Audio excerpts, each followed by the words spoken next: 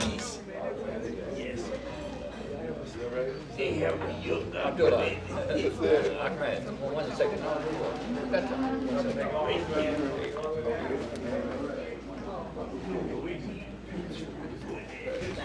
Yes.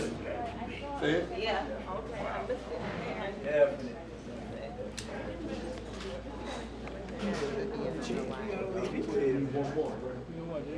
Gonna need one more? No, I think that's it. There's one on here. Doesn't have Parran in it.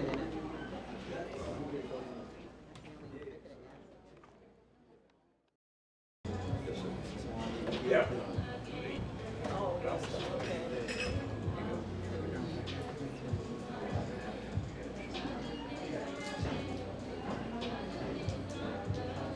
This one, get into some dialogue. Yeah,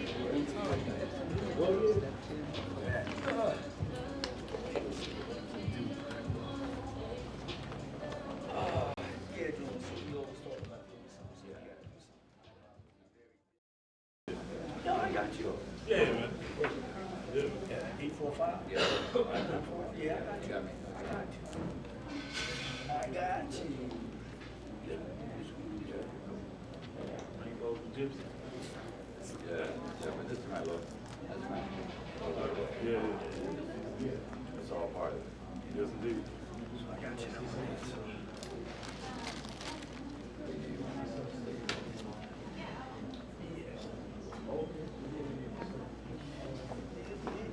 Yeah.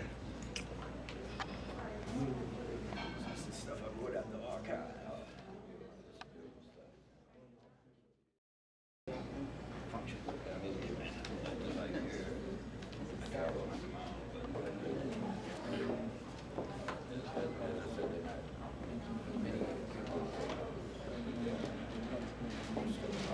Jerry.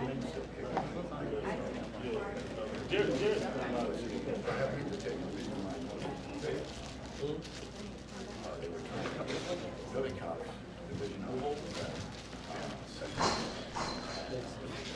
yes, sir. I don't know, they're on right now. Right. They're in school experience. Don't play it? Great, September. Oh, this guy. This guy. Welcome, everybody. My name is Leanne. I'm the educational coordinator here at the People's Forum. I'm really excited to see everyone here on a Sunday, and I'm really honored that Ras was so willing to put this amazing panel together. I'm really looking forward to what they have to say. Just for those of you who haven't been here before, we are a movement incubator for working class and marginalized communities. We have popular education and political education programming, cultural programming, and combinations of the two. Culture is a very important and essential part of our resistance, so this is an example of something that kind of blends the two worlds together. And Ras was just so willing to, he's going to be teaching a course, and this is the kickoff panel and performance, so I hope you all come to attend his course as well the next 3 Mondays, starting tomorrow from 6 to 8 here at the People's Forum. So with that, I know you're all here to see Ras, so I'm going to pass it off to him. No, not me. Thank you, Lynn. Thanks for Good afternoon. Good to see you. Thanks very much for coming.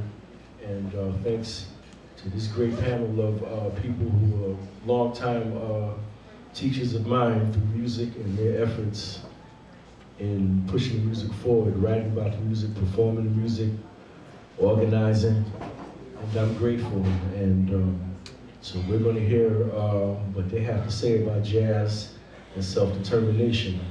And I will introduce each person and talk with them individually first for a few minutes, and then bring up the main premise of the discussion. Of course, it's all tied in. So thanks again. First, Mr. Greg Tate, longtime writer for the Village Voice magazine, musician, composer, leader of Burnt Sugar Orchestra, and professor. And Jimi Hendrix, Miles Davis, Electric Miles Scholar. And thank you. Mr. J.D. Parran, founding member of the Black Artist Group of St. Louis, multi-instrumentalist, educator. Mr. Juma Sultan, percussionist, instrument maker, healer, master musician, bass player, documenter of culture. Thank you, sir. Mr. Basir Mchawi, great educator, teacher, radio host of Education at the Crossroads on Thursday evenings on WBAI, 8 o'clock p.m. Founding member of the East Cultural Organization. And Mr. Ahmed Abdullah, trumpeter, musician, composer, teacher, educator, founding Spirit Within Studio We and New York Musicians Festival, as well as Mr. Sultan, who I forgot to mention, New York Musicians Festival, New York Musicians Organization as well. And I do have some physical examples of some of the work that they did from the time period we're discussing. And I will share at our midpoint. Thank you kindly. Jazz and self-determination. Mr. Sultan, that was the, what was the origins of the New York Musicians Festival, New York Musicians Organization.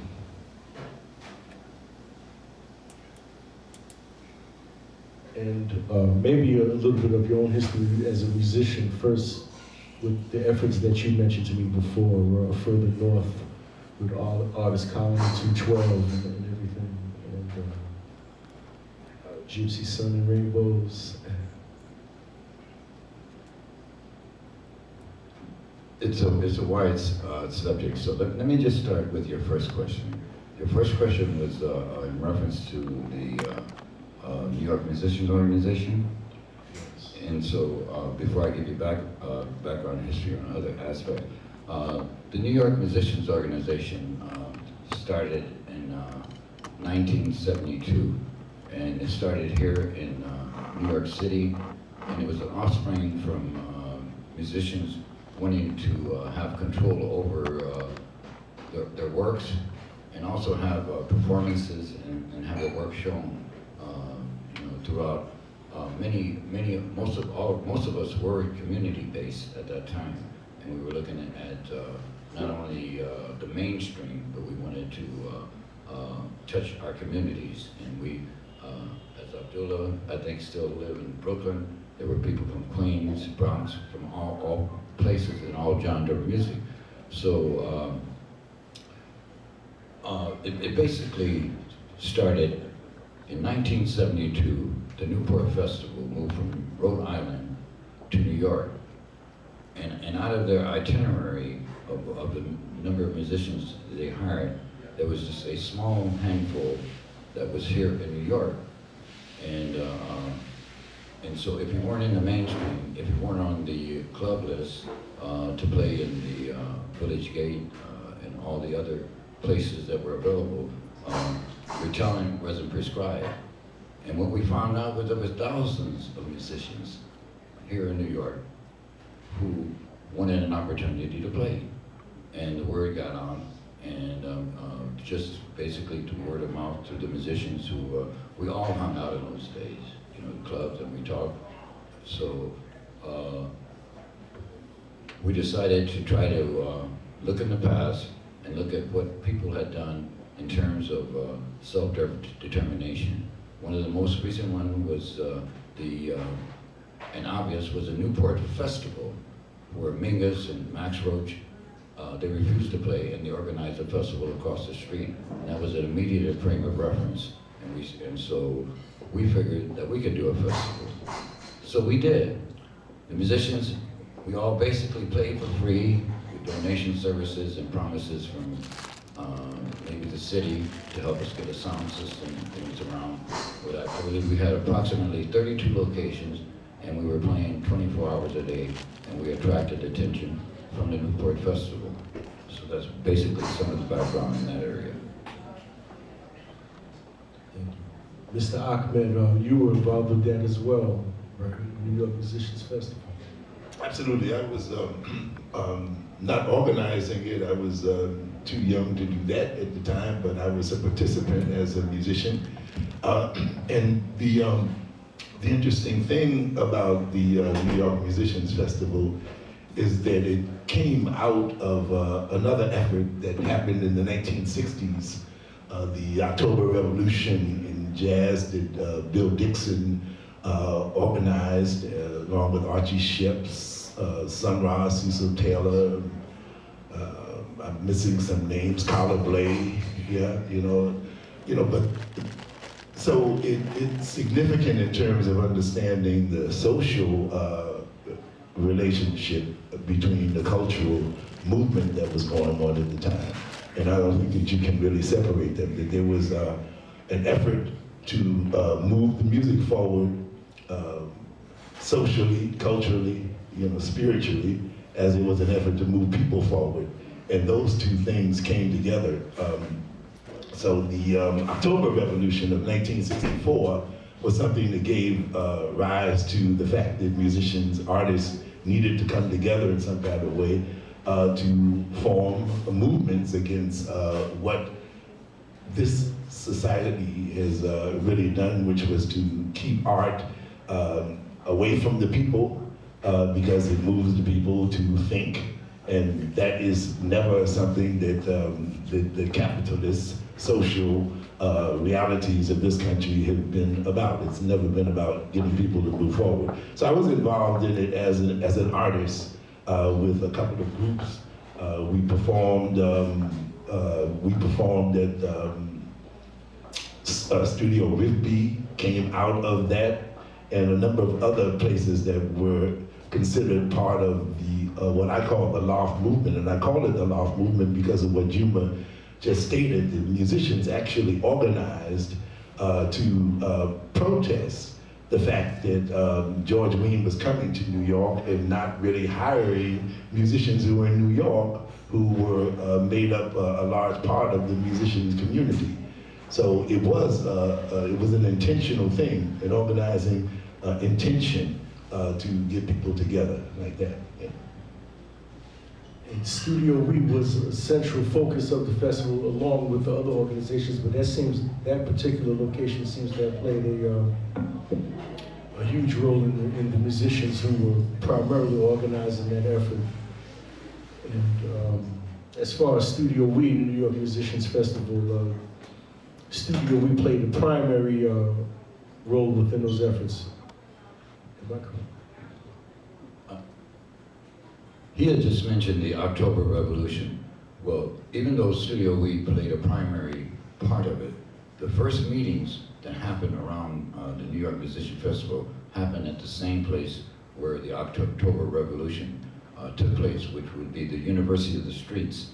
Nobody really acknowledged the number of places and the people who were involved at that time. And in terms of musicians, when he brought in the October Revolution, Bill Dixon? Everybody. I mean, it was like one of those things where all the musicians would come there to play. They were just everybody that you know. I could name names like C Sharp and on and on and on and on. Just people who are really not known in their Earl industry. Cross. Well, Earl Cross also. Monty Waters. No, during the October Revolution, those guys were in California. Oh, early. I'm sorry. Right, I'm sorry. That's another story. But Abdullah, you're familiar. So you have to readdress your questions, which was. Okay. Okay. The foundation, the same location that was the October Revolution was the initial formation of New York, the idea for the New York Musicians Festival. Well, it was the studio. University Street was a place that Muhammad, he was a saxophone player. Yes, sir. he offered to musicians, but not only there, they had community, it was a very community-involved building right on 7th Avenue and B. And they had community projects, they had theater, they had artists, and as Abdullah indicated, that the movement that was happening then was cross-culture. I mean, it was shared by artists of all genres, from poets to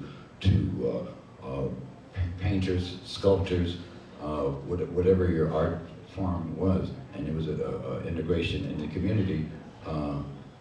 I basically, at that time, was during that particular period, was on the Lower East Side, and as you mentioned, Studio We. Well, Studio We started out in 1968. Burton Green had a loft on the second floor of 193 Ulrich Street in Manhattan, right on the corner of Rivington. And he decided to move upstate to a music program where they were offering him a tenure, which was called Group 212, located in Saugerties, New York. And he gave the space to James Du Bois. And James Du Bois, a trumpet player from Pittsburgh, just wanted a place to play. I met James Du Bois probably in 1967, upstate New York. Sonny Simmons introduced me to him. And he was living upstate New York at that time. And but he started a program in 1968 called Music Through the Ears, where he ran a 3-day program of music around the clock for 3 days at that location.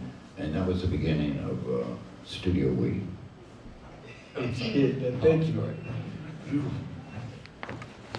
Incidentally, the pictures that are serving as a backdrop for the discussion come from Mr. Sultan's archive from Studio We, an activity that happened over there, jumasarchive.org. And it seems like the changes in the music and the social changes with Black people were parallel dynamics. People say free music, free playing. That was definitely side by side with an increasing sense of self-determination. I have to revise the phrase increasing sense because that always existed. But just technically in reference to social formations and community programs, and the jazz idiom always seemed to be a part of that, the artistic wing of that, with the same message. And I just wanted to thank the panel again because I had parents that frequented the East Cultural Center in the early 70s when I was a child, and I was there occasionally with them.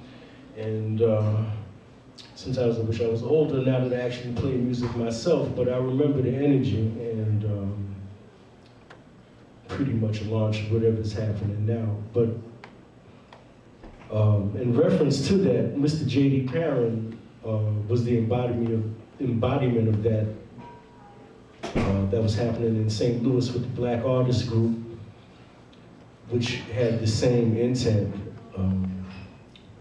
Professor Parran, what led to the formation of the Black Artist Group in St. Louis? Well, thank you, Ross. Well, obviously St. Louis, Missouri is a different place than New York City. And there we were, you know, and the end of the backdrop of the force of the civil rights movement pushed people into self-awareness and of trying to be who you really were in the world and to organize around that. Well, some of the things that were so clear is that you couldn't get a job playing your own music in clubs, and you were demanded to play just standards. This was just one of the dynamics. Since St. Louis is a small place, and the opportunities were somewhat small, you know. But the heritage of coming up in here and bebop being played in the town, it can't be. I'm so grateful for, you know, on Eastern Avenue, which this is the background to Bag.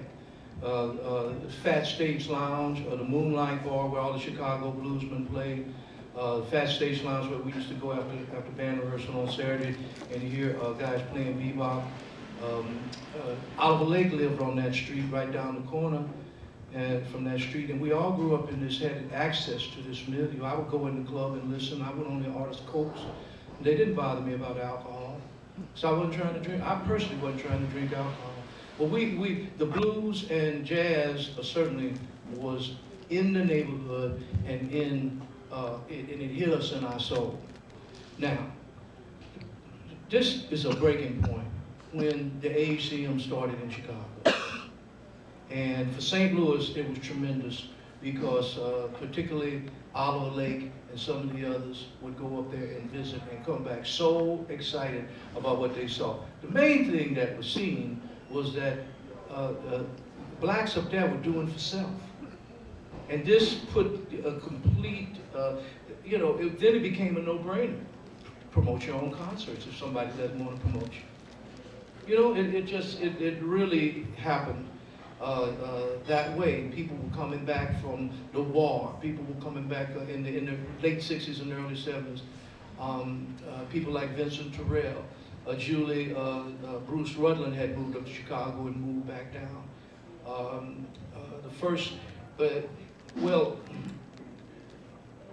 Then Julius Hemphill moved to St. Louis, and that really turned it around. Julius Hemphill moved to St. Louis, and it was the group was started. Bobo Shaw, Akita Carroll, Oliver Lake, Floyd LaFleur, Malike Elliott, Malike Bob Elliott, and others who formed the first committee to start back. And then Julius and Malike were able to go out and raise money.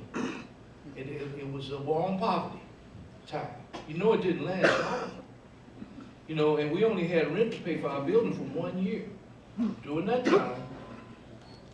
time, there was a housing development right over in the neighborhood where my mama used to get her hair fixed and where my church was, it used to be called the Mill Creek area in St. Louis, but right where St. Louis U has taken over most of it in modern times.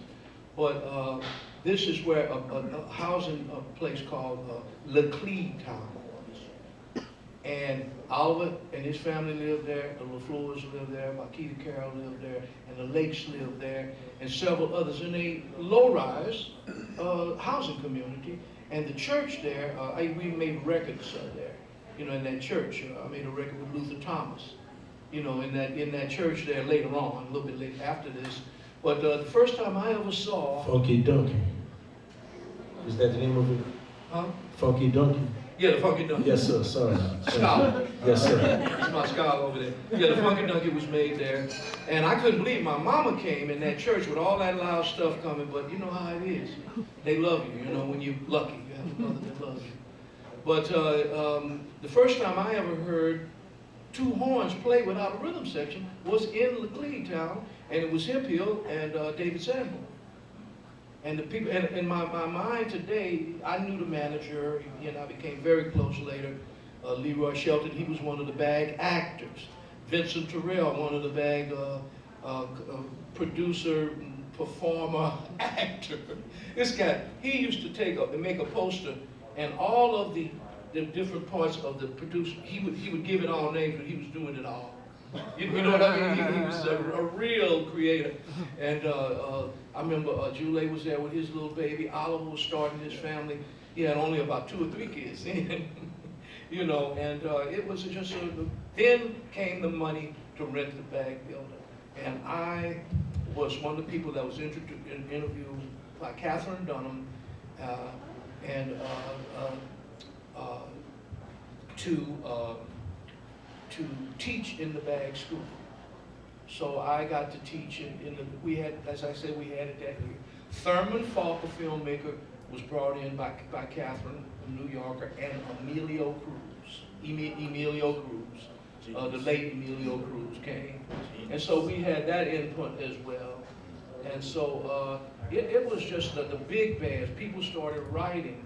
I played in the big band. I played compositions by Oliver, by Julius, by Keita, by James Jabbo, who I'm still playing with to this day.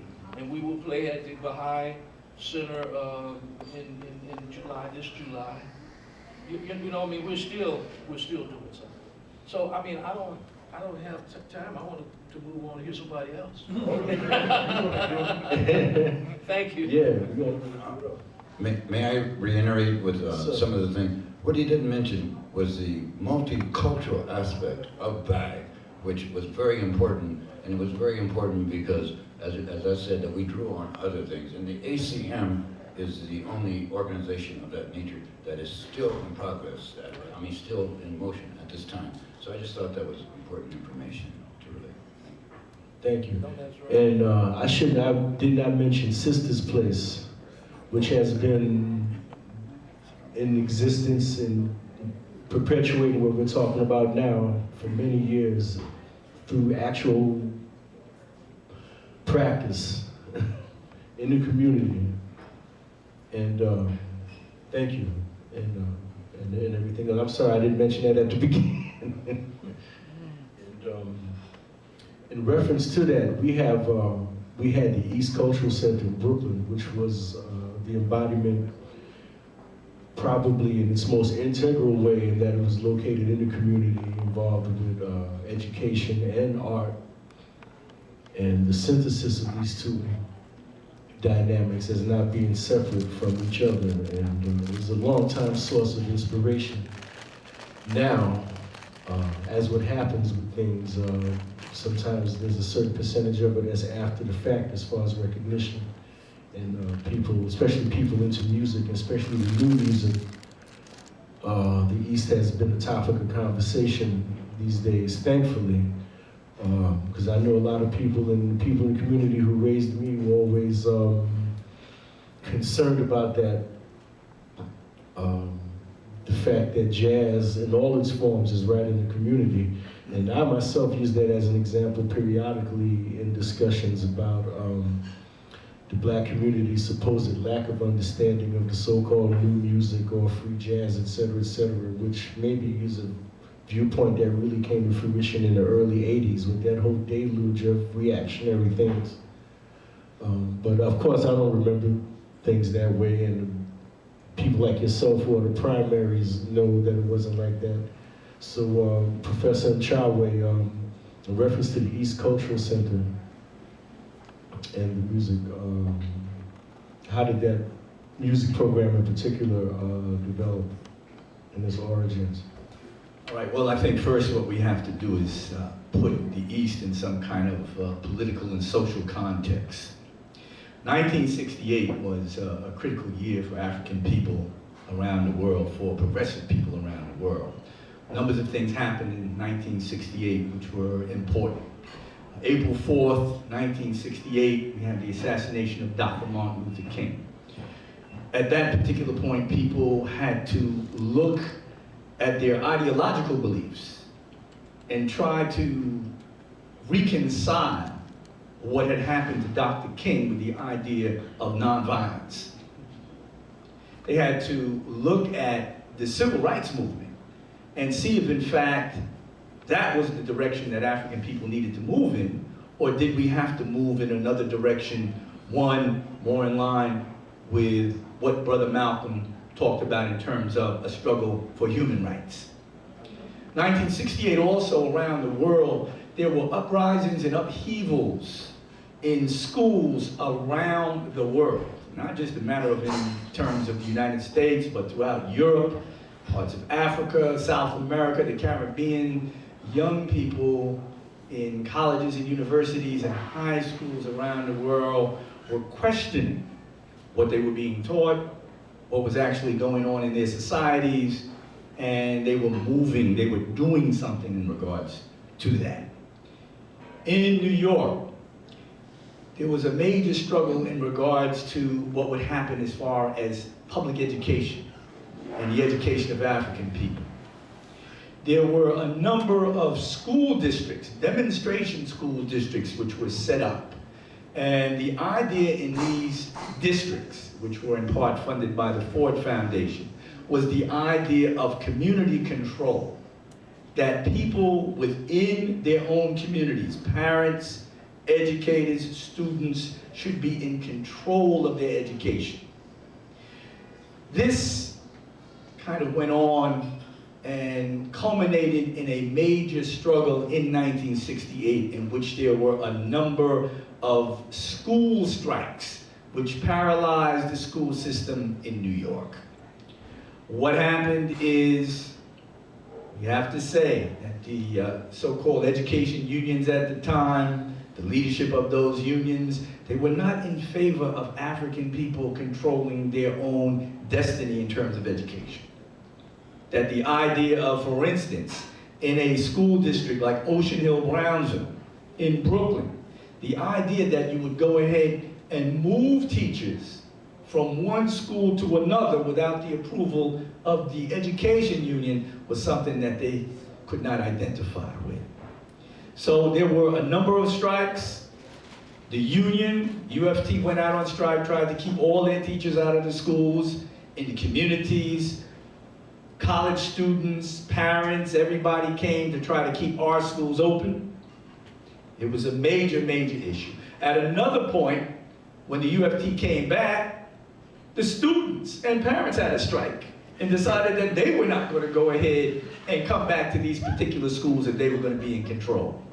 So we had a number of things that happened, and finally, ultimately, the Department of Miseducation, the Board of Miseducation at the time, they determined that there had to be a compromise. And the compromise was only a sellout. When the sellout occurred, there were numbers of young people and educators who decided that it was time to leave that system. And in the spring and summer of 1969, they had been organizing from the fall of 1968 into the spring. They decided that they were going to do something totally different. These young people and some older people, led by Baba Jitu Wayusi, then Leslie R. Campbell, found a building on Claver Place that at that particular point had been an art gallery. It was not in good shape, I got to say. It was called Studio O. Studio O, remember Studio O? So, they found this building, and from the spring into the fall and the winter, they began to clean that building up, do some quick renovations, do some things to go ahead and make that building into something that could serve as a center of operations, not only in terms of educationally, because the issue initially was education, but also in regards to culturally. And G2, in terms of his view, he always understood that it was not just enough to have an educational institution, that it had to be supported by culture, and that one of the greatest, of course, manifestations of our culture has been historically our music. So, December 31st, 1969 was the first concert at the East 10 Claver Place. Leon Thomas, and his voice echoing throughout 10 Claver Place, December 31st, New Year's Eve, 1969. And that's where the music started. Now, G2, of course, again, being a visionary, understood that if in fact we were going to have an educational institution, there needed to be some economics to support it. And that part of the economic base of the East became our weekend sets. And the weekend sets, which are now not legendary, they're mythological. And they're mythological because certain people were not allowed to go ahead and see what happened in these particular sets that we had. So as such, the mythology of the East is one that is important. This year, 2019 being the 50th year of the anniversary of the founding of the East, we're going to be doing a lot of different kinds of things. We have right here my good brother Onaje, right here, one of the Eastites, one of the folks who was holding it down. And I mean, there are a number of us who are still upright and attempting to try to move forward. And this year, we're going to have a number of activities that are going to mark the 50th anniversary of the East. The East went on not only in terms of the weekend sets, and I brought some photos which I'm going to pass around specifically from the East. I didn't get with the tech people here, but I guess there'll be another opportunity, and I'll get with the tech people so we can project some of those particular images so you can see for yourself. But it was not enough just to go ahead and do that. Part 3 ahead. Part 3 ahead. Part 3 ahead. The East, clear in terms of the vision is that if in fact you do things to serve the community, the people will come and they will support it. So it was important to build a number of different kinds of institutions. So we had Uhuru Sasa Shule, which became the largest independent black school of its kind in the nation. We had what we call the Evening School of Knowledge, where adults could come and actually go ahead and go to classes and workshops. We expanded, we had a bookstore called the Akiba Mku, which in Swahili meant head shop. So it was not, enough for you to go ahead and get high, which was the head shops of the day and what people were doing. It was the idea of bringing new ideas and information into your head. We had Kununuana, which was later the Uhuru Food Co-op, one of the first co-ops of its kind that talked about the idea of people eating healthy and sharing food and health resources. That was part of the East as well. We had a clothing store, Mavazi. I mean, there were just a number of institutions. We started catering, not only for ourselves in the community, but for a network of independent schools, which essentially spun off from Uhuru Sasa. So there were numbers of institutions with the idea that, number one, you can be as political and cultural as you want to be, but there's got to be an economic base. And very often in regards to our community, we find that that's where we end up being missing something. And we can't necessarily, in a society like this, we can't miss the money. We can't miss the economics. That's got to be part of what we do. But of course, in doing so, we always use the concept of ujamaa, which in translation itself means familyhood. But of course, people take it to be cooperative economics, and people like Julius Nyerere in Tanzania, when he wrote about Uhuru na Ujamaa, the idea of freedom and economics as a basis, but a basis in terms of not capitalism, but African socialism in regards to talking about the idea of Ujamaa, or familyhood. Was the Black News an extension of? We had Black News, our monthly news magazine, and from that we actually, I gotta say this, I was given an assignment. G2 was famous for giving people assignments. The thing was, all right, brother or sister, this is something you gotta do. And I'm like, what? He gave me the assignment of being the producer and host of a radio program.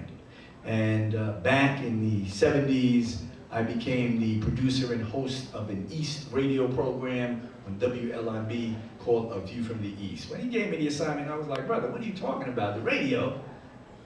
I don't know anything about radio. I don't know any. He said, brother, that's your assignment.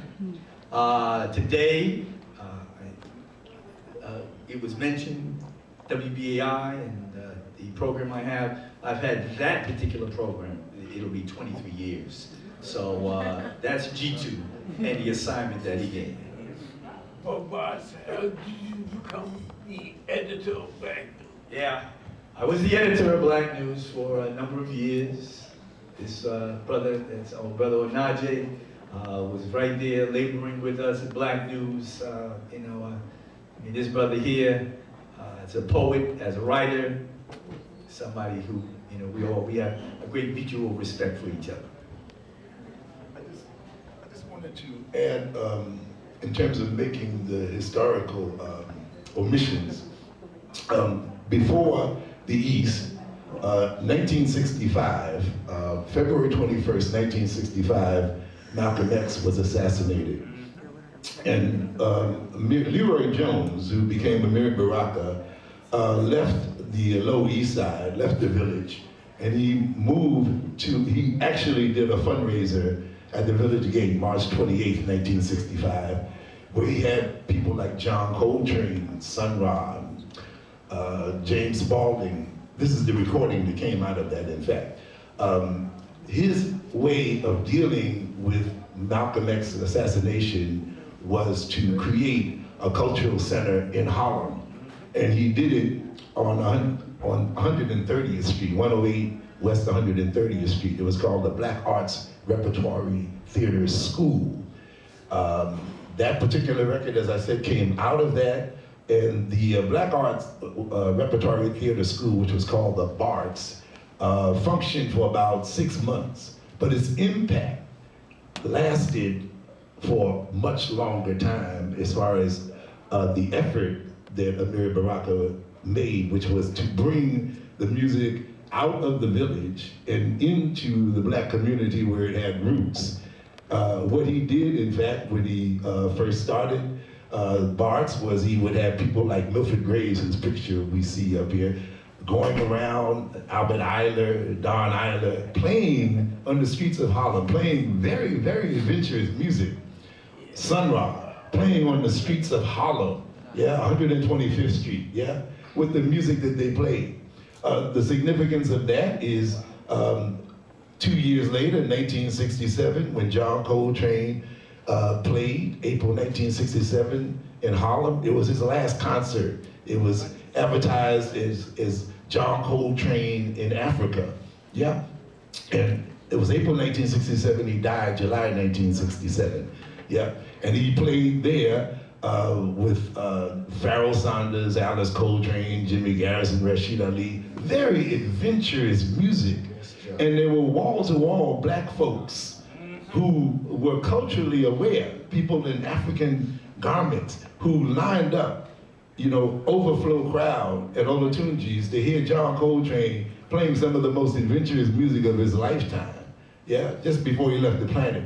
So when people talk about this music not being accepted by the black community, I say I was a witness. I was there, I saw it, yeah? You know, I heard the bullet cry, you know, as they say, yeah? Like that. So you know, 1967 concert, you know, all of that predated what people at the East did, which was to actually create an institution that lasted to bring the music into the community. And another point about the Olatunji concert, Olatunji, Yusef Lateef, and John Coltrane actually had created a union where they were going, the concert that John Coltrane did April 1967 was the first of a series of concerts they were going to do, yeah? Unfortunately, John Coltrane died before that was realized, but that was the first in a series of concerts they were doing, which was about bringing the music out of the clubs and into the black community. It was realized by the East in 1969. Yeah. Yes, thank you. Absolutely, yeah. And this is another example, and I believe some records that were produced via the East for Sun Ra.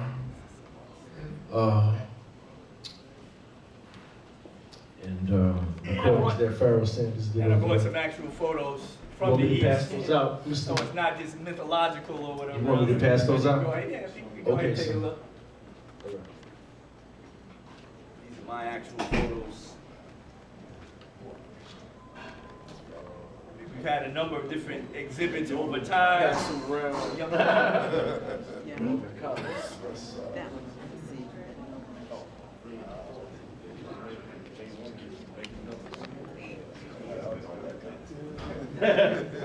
Probably.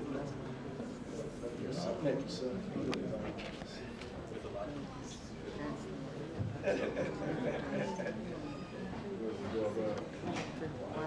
And we will definitely come back to the East and New York Musicians Festival and Studio Week.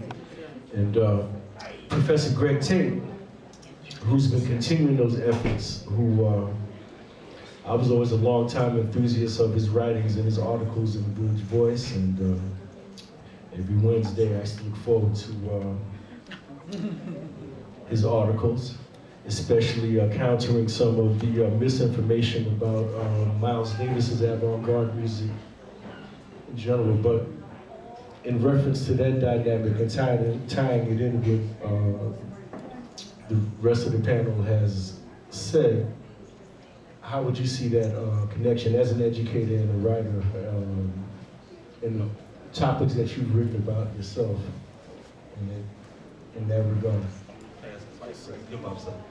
So, man, when you brought the topic of this conversation to me, I'll tell you the first two thoughts that occurred to me. And thank you for putting me on the panel with all these badass brothers who inspired and shaped my whole notion of what self-determination through the music could be, and through their art and their actions. But the first thought that came to mind was just how the battle cry of two organizations, two entities that were about organized resistance to white supremacy, racism, the oppression of black folks, the Panthers and the Black Arts Movement.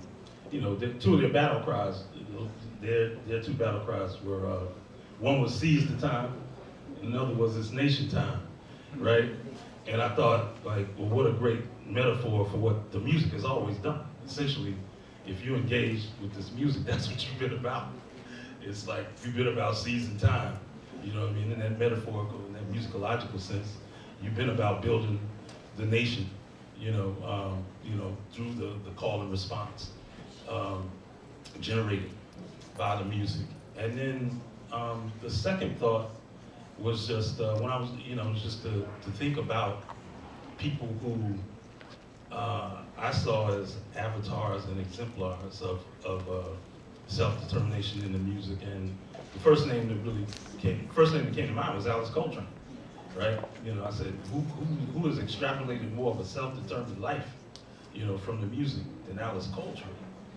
Coming from Detroit, developing in that incubator, and then through her work with John, and then her own music, you know what I mean? Whereas, Butch Morris said to me, this is somebody who was an innovator on 3 instruments, in the music, and she extended that across time. I mean, if you think about, organ, harp, and piano, but then, through what she did with her vocal music, as she embraced her spiritual practice and turned her back on, the commercial venues for the music, and kind of built her own temple and created a choir, and then developed this whole body of her music that was about spiritualizing, in an African American sense, the Vedic chants, of her religion, But then, of course, you can't,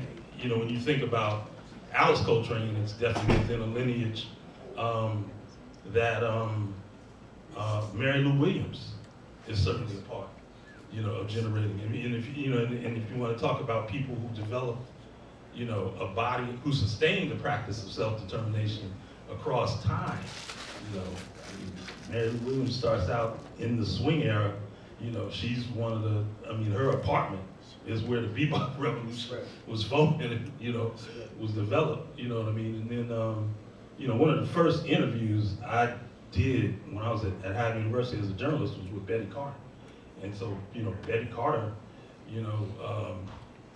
of course, just through her artistry represents, such a hard-won individual, form of artistic resistance, just in terms of, her sound. But she's also one of the first musicians, of her generation to have her own record company.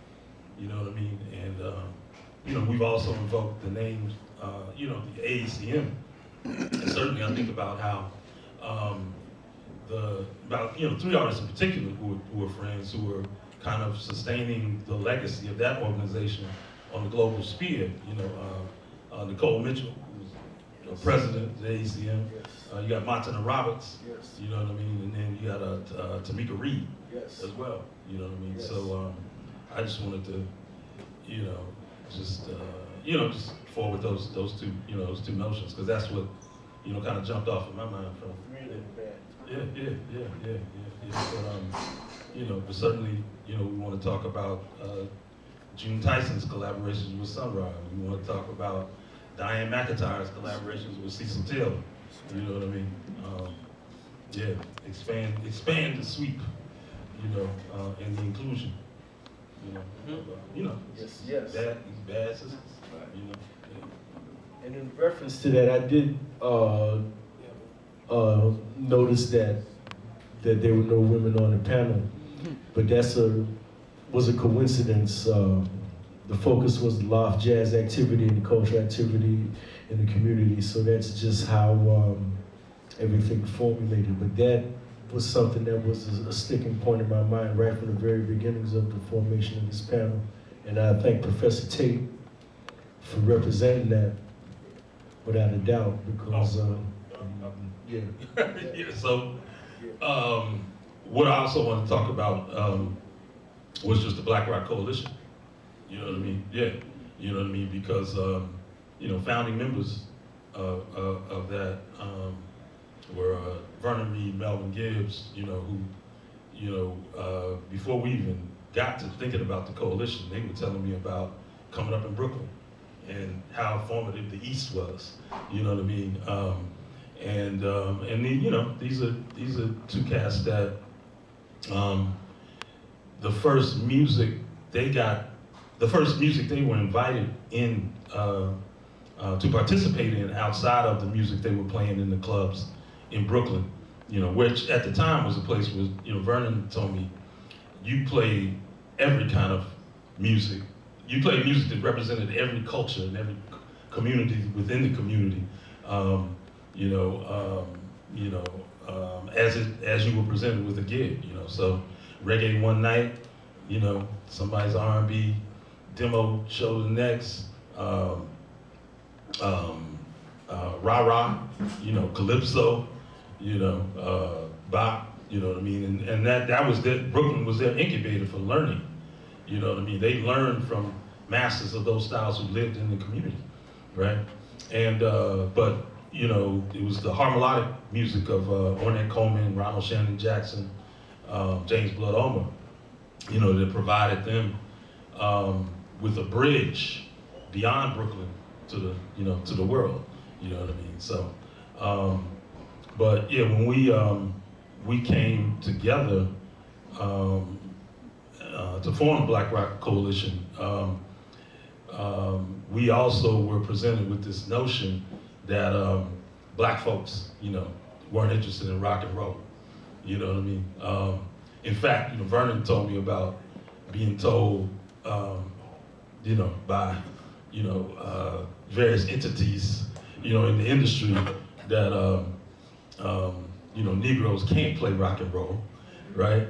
And then from cats who were trying to make the crossover R&B move, it was told like, well, black people ain't interested in rock and roll. Now what was interesting was because one of our first acts was to write a manifesto, statement of purpose, where we said, rock and roll is black music and we are its heirs, right?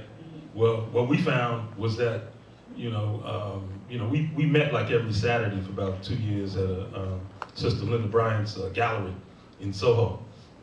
And if you really want a before and after picture of New York real estate, I'll just tell you that in 1985, when we formed, she had 2 floors of an abandoned manufacturing, a textile manufacturing plant between Prince and Broome on Broadway, right?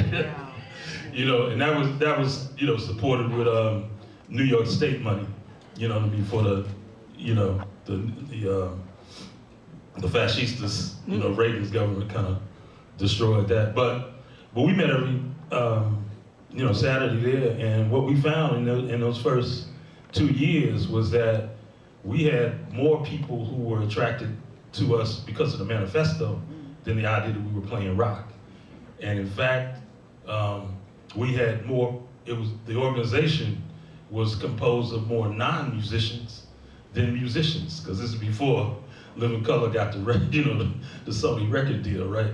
So Vernon had musicians just say to him straight up, "Well, that's great what you're doing, but man, I can't mess up my career by getting involved in that." And so the people who came into the organization, they actually learned what the history of and what the sound of black folks playing rock music was through coming to the first concerts we produced. So that's the thing. It's like black people are always attracted to the cry of freedom.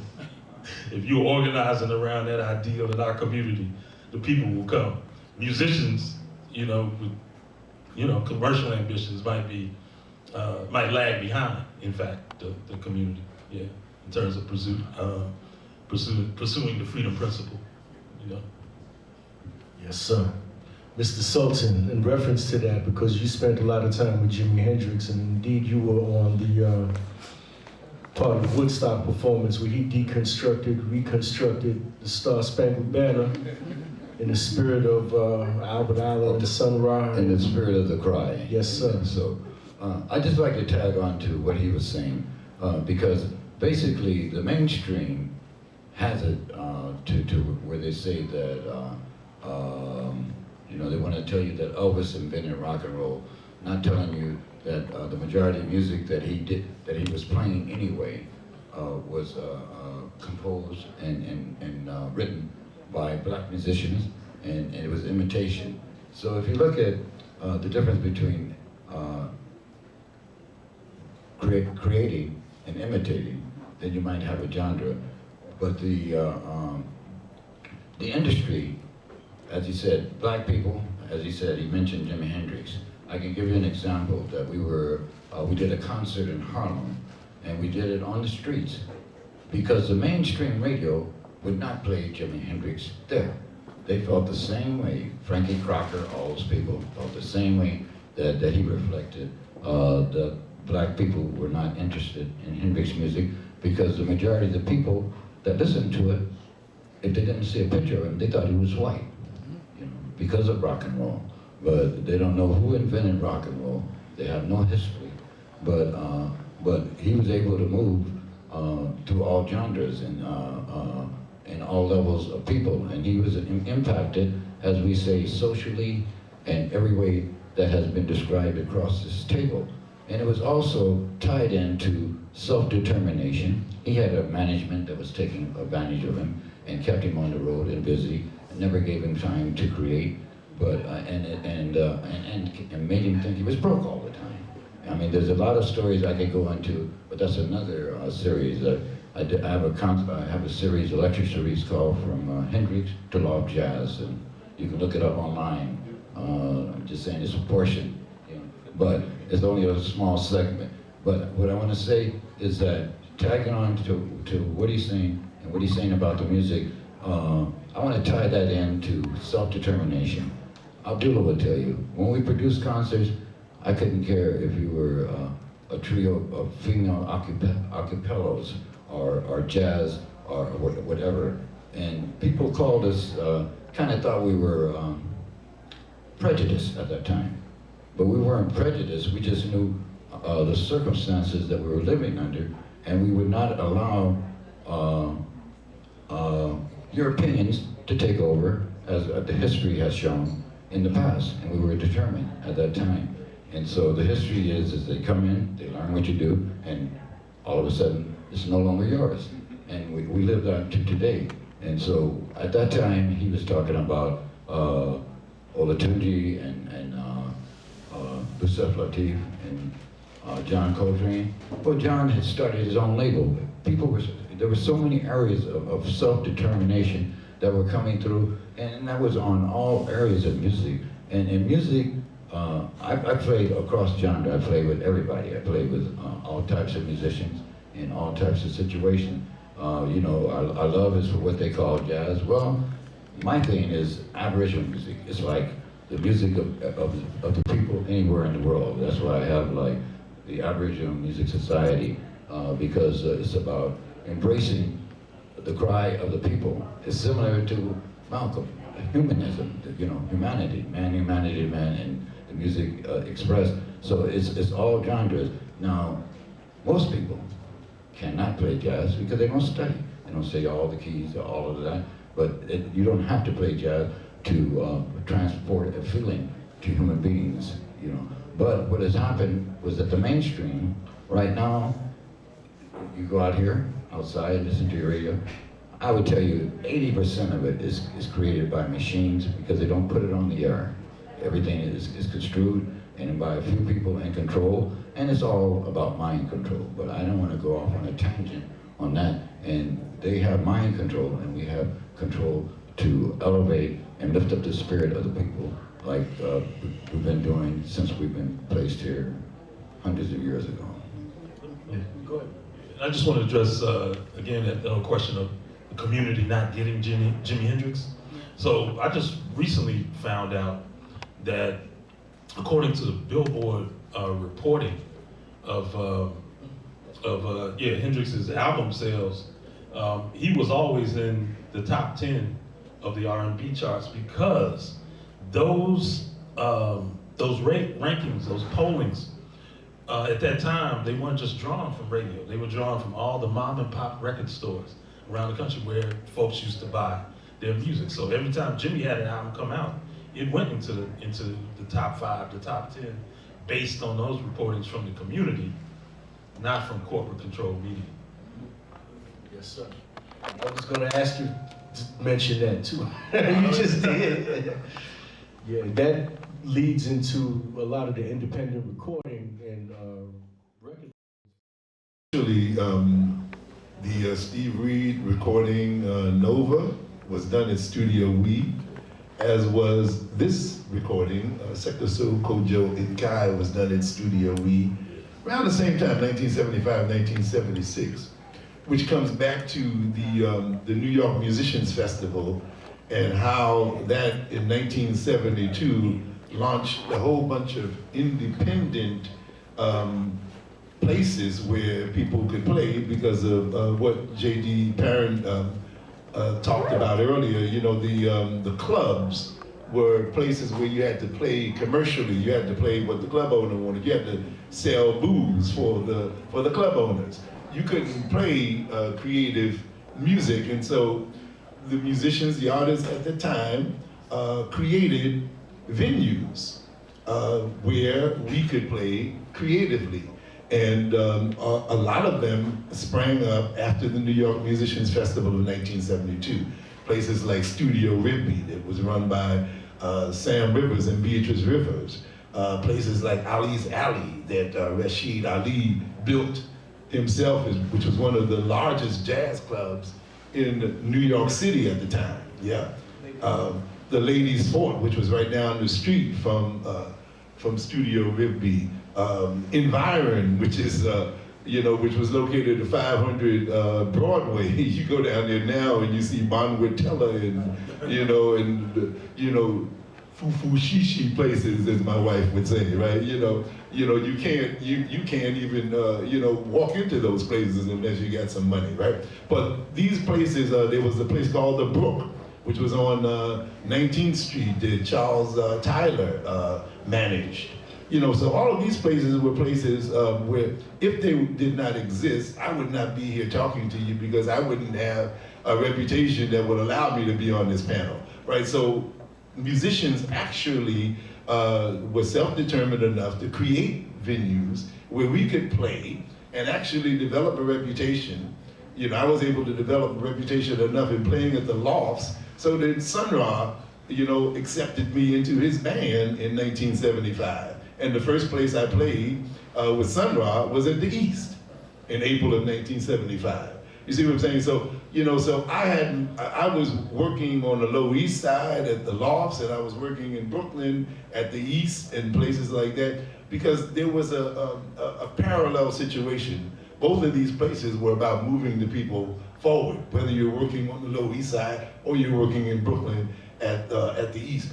Now, the interesting thing about the loft movement is that around 1974, many people from BAG and the AACM came into New York And that infusion of artistry really allowed for there to be more focus on what it was that we were doing in the lofts.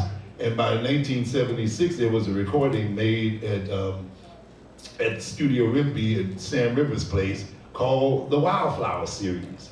There were 5 recordings of some of the people in the movement who had never been recorded before. David Murray, you know him? Yeah. He was recorded then for the first time in 1976. You know, my first recording was on the Wildflower Series. Harriet Blewett, Oliver Lake, Wadada Leo Smith. Yeah, all of us were basically being recorded because we were working at Sam Rivers' place, and because the AACN came and brought more attention because it was an organized effort that came out of the Midwest, and they came into New York, and then people started paying attention to what was happening in New York.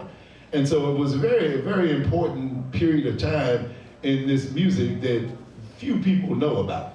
It's a hidden history as far as this music is concerned. In fact, I was listening to Branford Marcellus on the air the other day, and he was talking about what was happening in the 1970s, and he knew absolutely nothing about the loft movement, because New Orleans wasn't a place where people would know anything about the loft movement. If you were from Chicago, you were from St. Louis, you were from Los Angeles, you know, you were a New Yorker, you knew what was happening here. But if you came from someplace where it was not publicized, you would not know anything about, you know, this whole movement that was going on, which was an incredible movement of self-determination. Yeah. Yes, sir. So JD, I wanted to ask you a question, because I read an interview with it was Oliver Lake, where he was saying that, he said when cats from Bag started going to Chicago, like the thing that impressed them the most was that the music that they, you know, Lake said, the music they were playing in the basement, these guys were actually playing in front of people. And that's what really inspired them in terms of bringing their endeavors or their sound, their music to the public. But I'd also like, you know, just to hear you talk about some of those multidisciplinary projects that Cats put on, because I know they involve creators from all the disciplines. Well, you know, it's true. BAG actually is distinguished with being the organization of this time that had all of the arts represented. Like I said, Emilio Cruz was in residence. He was there during the height of BAG, and he and Pat moved back up to Chicago, where she's from, a few years later. And then this Thurman Falk was a filmmaker. But our theater and our literary cadre of poets, like I mentioned before, Bruce, Sonny Bruce, Julie Rutland, Shirley LaFleur, Malinke, Robert Elliott, and Vincent Terrell, and among others, gave us work. They got us work. The dance department, that's what I'm trying to get to. You know, we had a strong dance department, and so we used to get work. Now, what really was the catalyst for the beginning of the Black Artist Group is that some theater people BAG put on a performance of Genèse the Blacks. Julius Hemphill was the composer, always as aided by Bakita Carroll. And that, you know, putting all the music together, and that took place at one of the schools, the universities, and it was the producers, you know, it came out of a white production company, and we were all working together in a sense at that time, and so some stuff went down, and you know, but it caused the Black Artist Group to actually form at that point. From the most important thing, of course, was the fact that we were doing a version of Genèse the Blacks. So this was a big thing. I did want to make a couple of comments on the Black Rock Coalition thing, but why would some black people have to tell people that they can play rock and roll? It's absurd. You know, he did mention the Billboard magazine, But they only put blacks performers in soul and rhythm and blues. Do you realize there was a time that no black names went into rock and roll, not even Little Richard and James Brown and Chuck Berry? Nobody, right? True. Nobody was allowed, and they even set up the earliest big-time music video on TV, which was MTV, all white until Michael Jackson's Thriller. MTV was completely segregated on purpose, and to go along with this whole idea. So they really tried to just... And they had to be held hostage with Michael Jackson on. Yeah, well, you probably know the whole story, but I just saw the phenomenon. Tell them, because I don't know. Oh, yeah. It was like the president of Sony basically told MTV, if you don't play Michael Jackson, we're not going to give you any more videos. So they said, oh, okay, we'll play Michael Jackson. Okay, it had to be something like it. It had to be something like that, you know. Incidentally, what's going around as physical examples are examples of independent recordings that people in the panel were on, just as examples, and just how they're constructed, very artistic and very different from the kind of assembly line mentality that happens with recordings at different times. So, You know the story about this one and John Coltrane? This record, this particular record? no, sir. Okay. So this is a self-produced album, Don Pullen, Milford Graves. So the story I've heard is that John Coltrane ran into Pullen and Graves in the street, and as brilliant and worldly as he was, he had no idea that you could actually produce your own album, right, at that time. And he asked them to become his record label because he was so impressed with just the idea that, like, you know, some black folks could produce an album on their own, independently. Yep. I just wanted to say, I was surprised there when Abdullah told me that he recorded those two albums at Studio E, because I forget a lot, I guess maybe my age, but it was recorded. I went back to '69, and in '69 I was with Jimi Hendrix, and after his passing, I came back into New York City. I was living upstate where I presently live, but I came back into New York City. But I have this emblem here. It's called the Aboriginal Music Society, and in 1969, Ali Abui and myself, after moving from the East Side, we were upstate, and we started Aboriginal Music Ltd. To provide portable recordings for musicians on sites and also at different concerts. And what happened was that in the 70s, we moved to Studio E, but we still had the Aboriginal Music Ltd. Where we would go out and we would provide the sound facilities, and we would do the recordings. And even past that, through the years, when we moved from Studio E, we moved to Cambridge Street in Brooklyn, and we just changed the name to Home Recording Studio. And we were recording even a wider range of calypso, soca. We were recording jazz, ska. We were recording jazz, everyone, rock and roll, rhythm and blues, and so I just wanted to tie that into part of the self-determination and part of the economics that he had mentioned, to have some finances to support yourself as a musician, and part of that was the Aboriginal Music Society early, and as he just mentioned, because when John Coltrane came out and was trying to start an early label, we said, wow, that it is possible to do, and so we tried it, and a lot of fruit came from that.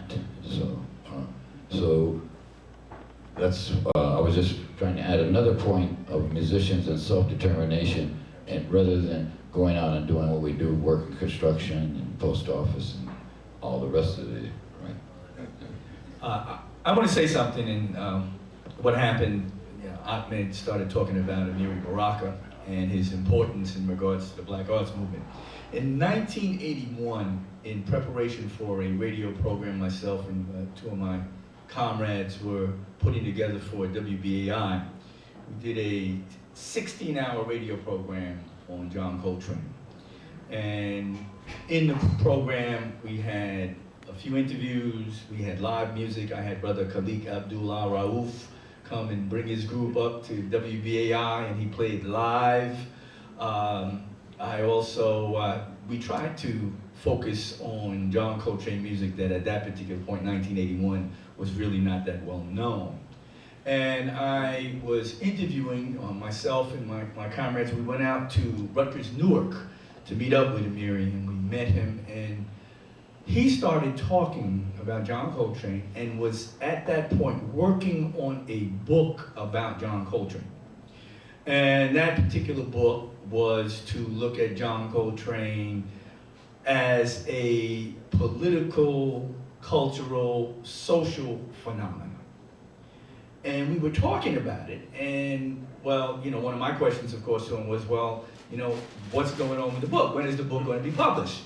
And he said, of course, that there were no publishers who were interested in publishing it. Okay? So now, that book never came to light. And that is indicative of the condition that we find ourselves in. In terms of attempting to try to control the narrative, I remember that there were a number of publications that used to talk about our music. Amiri had come up with the cricket. There was also Ron Welburn had the grackle.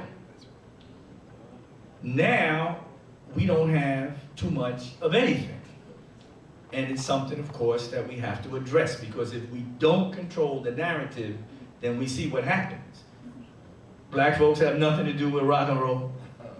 Black people will not come out and see this crazy music that people play, like Sun Ra and Ahmed and everybody up here. And we've had these discussions. We had a discussion at the Vision Festival the last time that I had an opportunity to work with Baba Amiri. And you know, Ahmed was there, Juma was there, I was there, Amiri was there. The last time that, you know, we had an opportunity to really, you know, work with him, be on a panel with him. And the discussion there was to be about, why don't black people come out to events like the Vision Festival? And of course, the belief is among Europeans that we have no connection to that music. You know, but, you know, of course, that's the kind of reality that we're forced to deal with if, in fact, we don't control the narrative. So one of the things we have to address very clearly, we have all these folks here, we have to be in the habit of telling our own history. You know, it can't be a matter of some interested observer or some historian 50 years after goes ahead and talks about, well, this is what Ahmed Abdullah was doing. Ahmed Abdullah's here, he can do it. Juma's here, he can talk. JD is here, Greg can speak for himself. Ras has to do some more speaking in regards to this stuff. And of course, in terms of this 50th anniversary of the East, you know, we are mobilizing folks to go ahead and tell that story. But it is critically important for us to begin to control the narrative, because if we don't, we know what will happen. In reference to that, Mr. Basir, I noticed that these two Sun Ra records were produced by the East, and so you had an actual relationship. How often was that? Well, you know, the interesting thing is that there are a number of albums that were made at the East or around the East. Pharaoh at the East was not made at the East. It was made in a studio, a large studio, but people from the East were invited. So at the end, when you hear people like yelling and screaming, they wanted to try to create the environment, the atmosphere, but they didn't record it at the East. Mchawi has an album, Al-Kabulan. I forgot that one. All right, that was recorded at the East.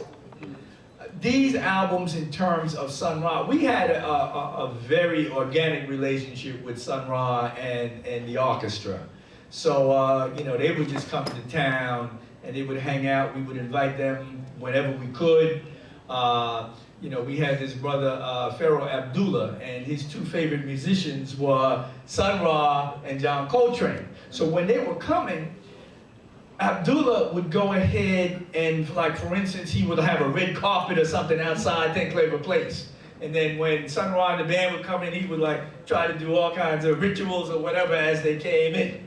You know, the same, of course, would be as far as Pharaoh went. He would do the same kind of thing.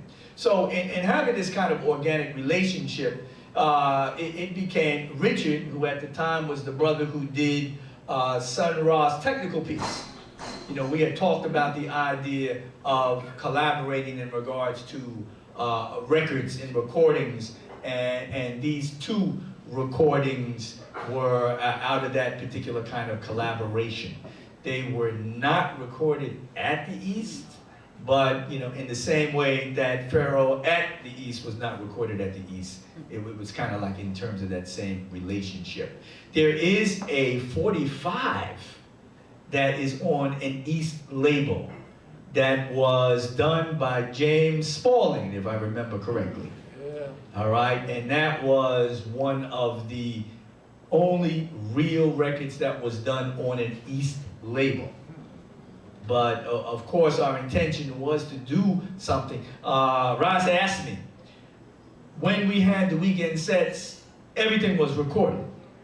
But most of those recordings at this particular point, I can't say where they are. Okay?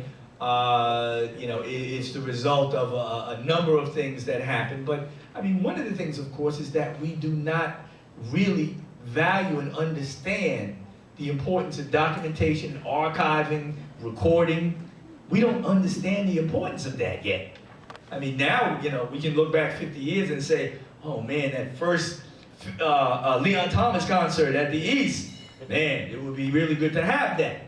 But of course, you know, as we always said, hindsight is 20/20. So I just want to let you know, Amiri finished that manuscript on John Coltrane, because he mentioned it among the writings that he had that were not published, and I believe they were in the writings that Amiri and the family donated to, or, you know, had a transaction with Columbia University to provide there, and I'll, you know, we stay in touch. I'll actually find out, you know, if those papers are available now, because we may be able to go in and actually read them. And you know, I have that interview. I have that interview recorded. You know, I've got that. And as a matter of fact, it was interesting because I saw Ravi Coltrane last night. He was over at the Jazz Standard. And, I mentioned to him that I had interviewed his mother when he and Oran were really, really little. And this was something that I had played on our radio program, A View from the East program, back in probably about 1976, 1977. So, you know, this year, probably for the next 2 years, I'm going to be really intent on archiving, on, you know, transferring, digitizing things, because there's just a lot of things that we have, and we've got to be really conscious in terms of how important a lot of this actually is. Ras mentioned Sista's Place earlier, and some of you may know that I'm the music director at Sista's Place, and I've been the music director there for 20 years now. Sista's Place is actually an historic landmark institution after being at on Jefferson Avenue in Nostrand for 23 years. Yeah, a connection between the East and Sista's Place is the Sista's Place is 2 blocks away from where the East was. 2 blocks away, yeah. You know, the East 10 Claver Place, Sista's Place is now Nostrand and Jefferson. Another connection is that the very first person, Leon Thomas, to perform at the East, also was the very first person to perform at Sista's Place in 1995, 1969, 1995, Leon Thomas, yep. Another connection is the reason that I am the music director at Sista's Place is that while I was working on my unpublished manuscript around my memoirs of working with Sun Ra, I needed some help with it, and I called Amiri Baraka, and Amiri Baraka referred me to Luis Reyes Rivera. And Luis Reyes Rivera and I would work on the manuscript for Traveling the Spaceways, and Viola Plummer, who is the founder of Sista's Place, came and heard me play, because I would also play with Luis and his jazzoids. We would do Sunday afternoons there. She heard me play. And the original music director was Carlos Garnett. Carlos Garnett left after 2 years, and they were without a music director. And so I was asked to be the music director in 1998, just as I was leaving the Sun Ra Ensemble after Sun Ra's death. Yep.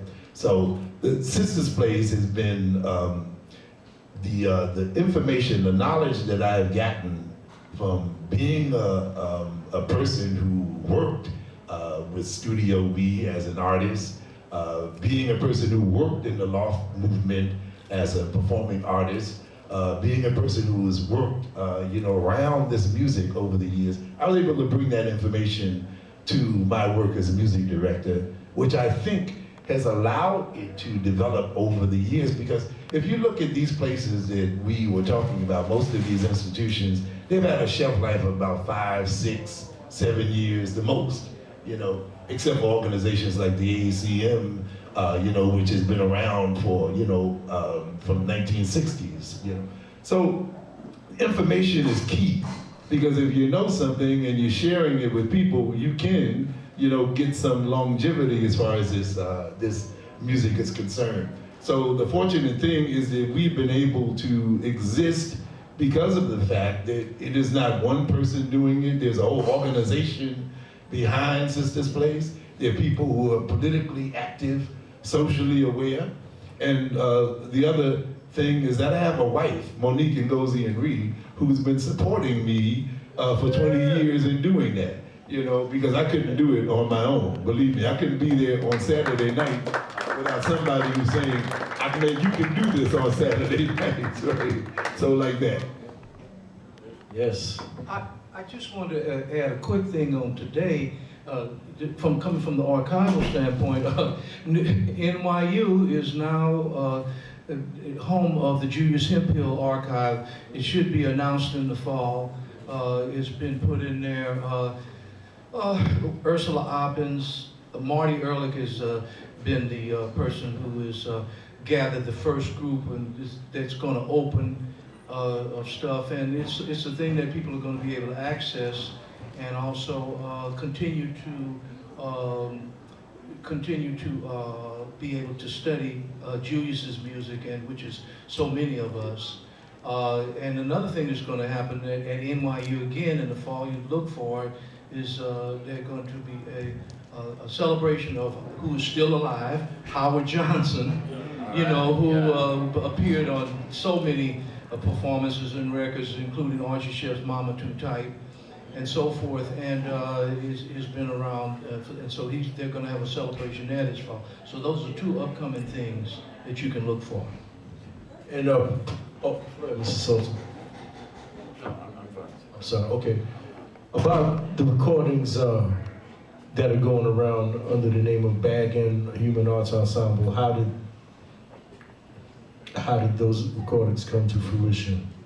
Because I know that you are on those yourself. Well, Bobo co-produced those early records. Where are they? Yeah, they're going around with Carol Lorenstein, and they. This was the early 70s, what can I say? I moved to New York and went back home for a while because I went to Africa in 73, and I was there through some of the middle 70s. But Julius produced his first two records there, which is the iconic Dogon AD. The iconic Dogon AD record, along with the poem of Blind Lemon Jefferson, yes, with K. Curtis Lyle, and I was very fortunate enough to live long enough to perform with K. Curtis Lyle in St. Louis 2 weekends ago at St. Louis University.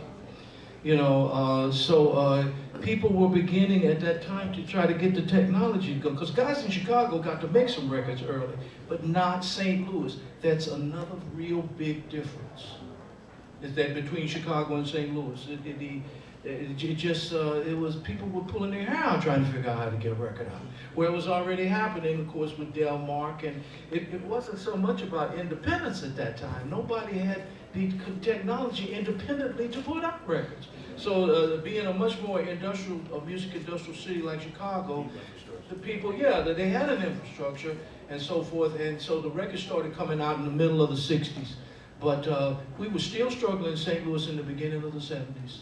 And Oliver really had to go to Paris and make his Bag in Paris record. And Julius started out with those two. So, I mean, the early 70s was really a struggle. I'd like to go back to the topic of self-determination. Basically, we've been talking about what has been happening on the East Coast.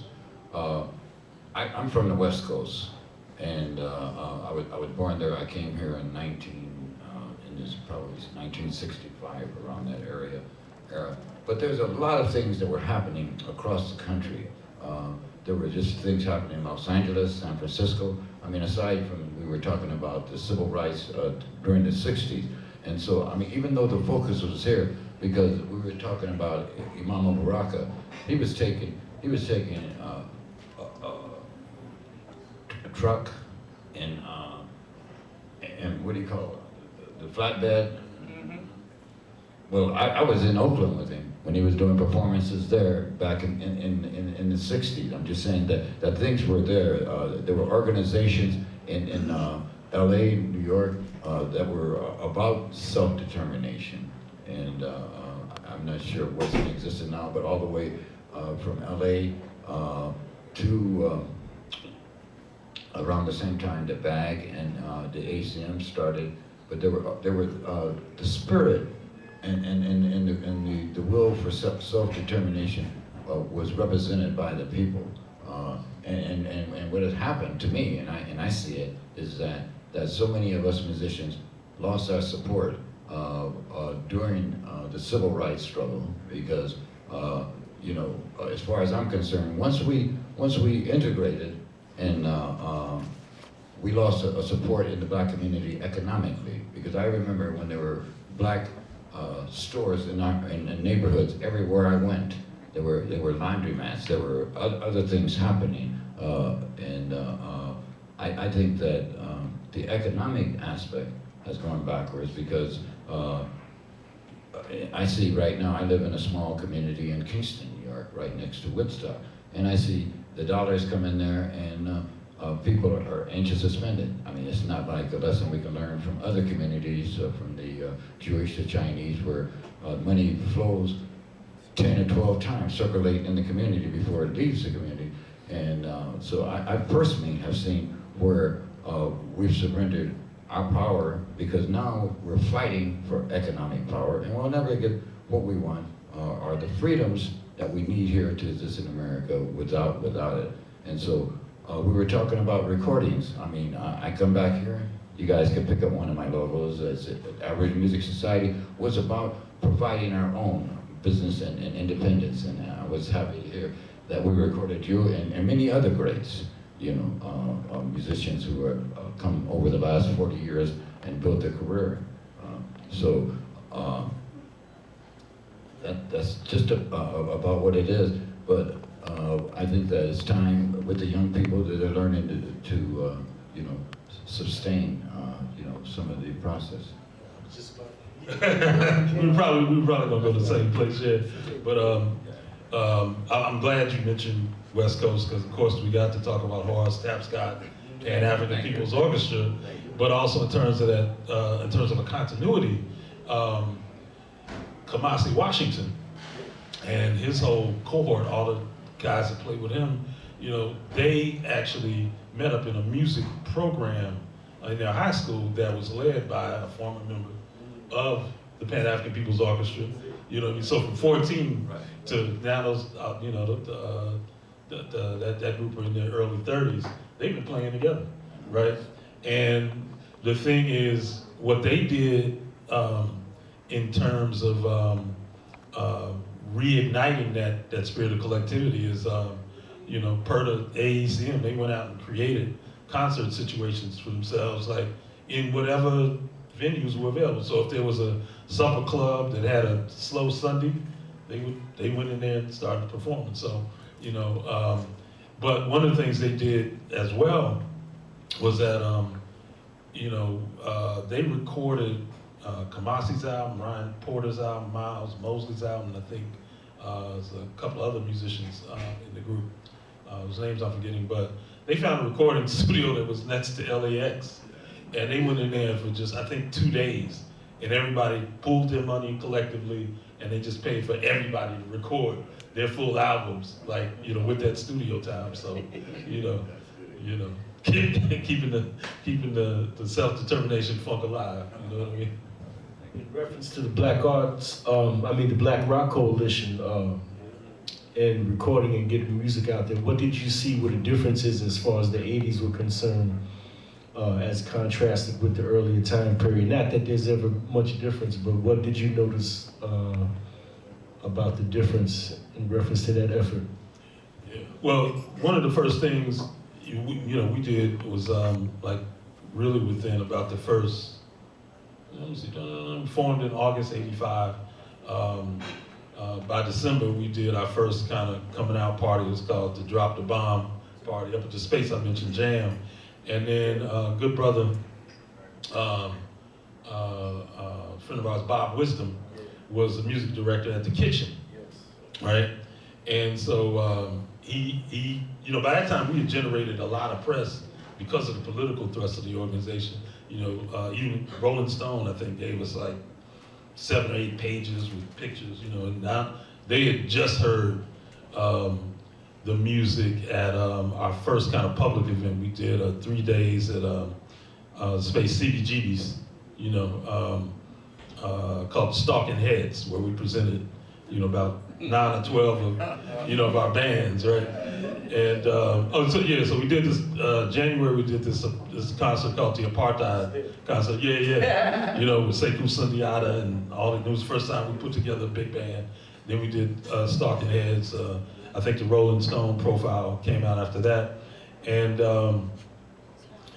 you know, I remember that because Vernon was the head of the organization. I remember his managers were complaining that all the press that they had about Vernon was about the coalition.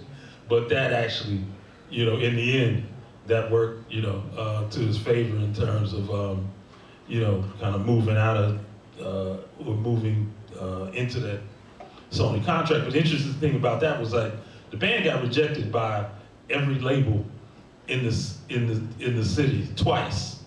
You know, the first time they were Living Cup. Yeah. The first time, you know, they sent their tape around every label. Everybody said no.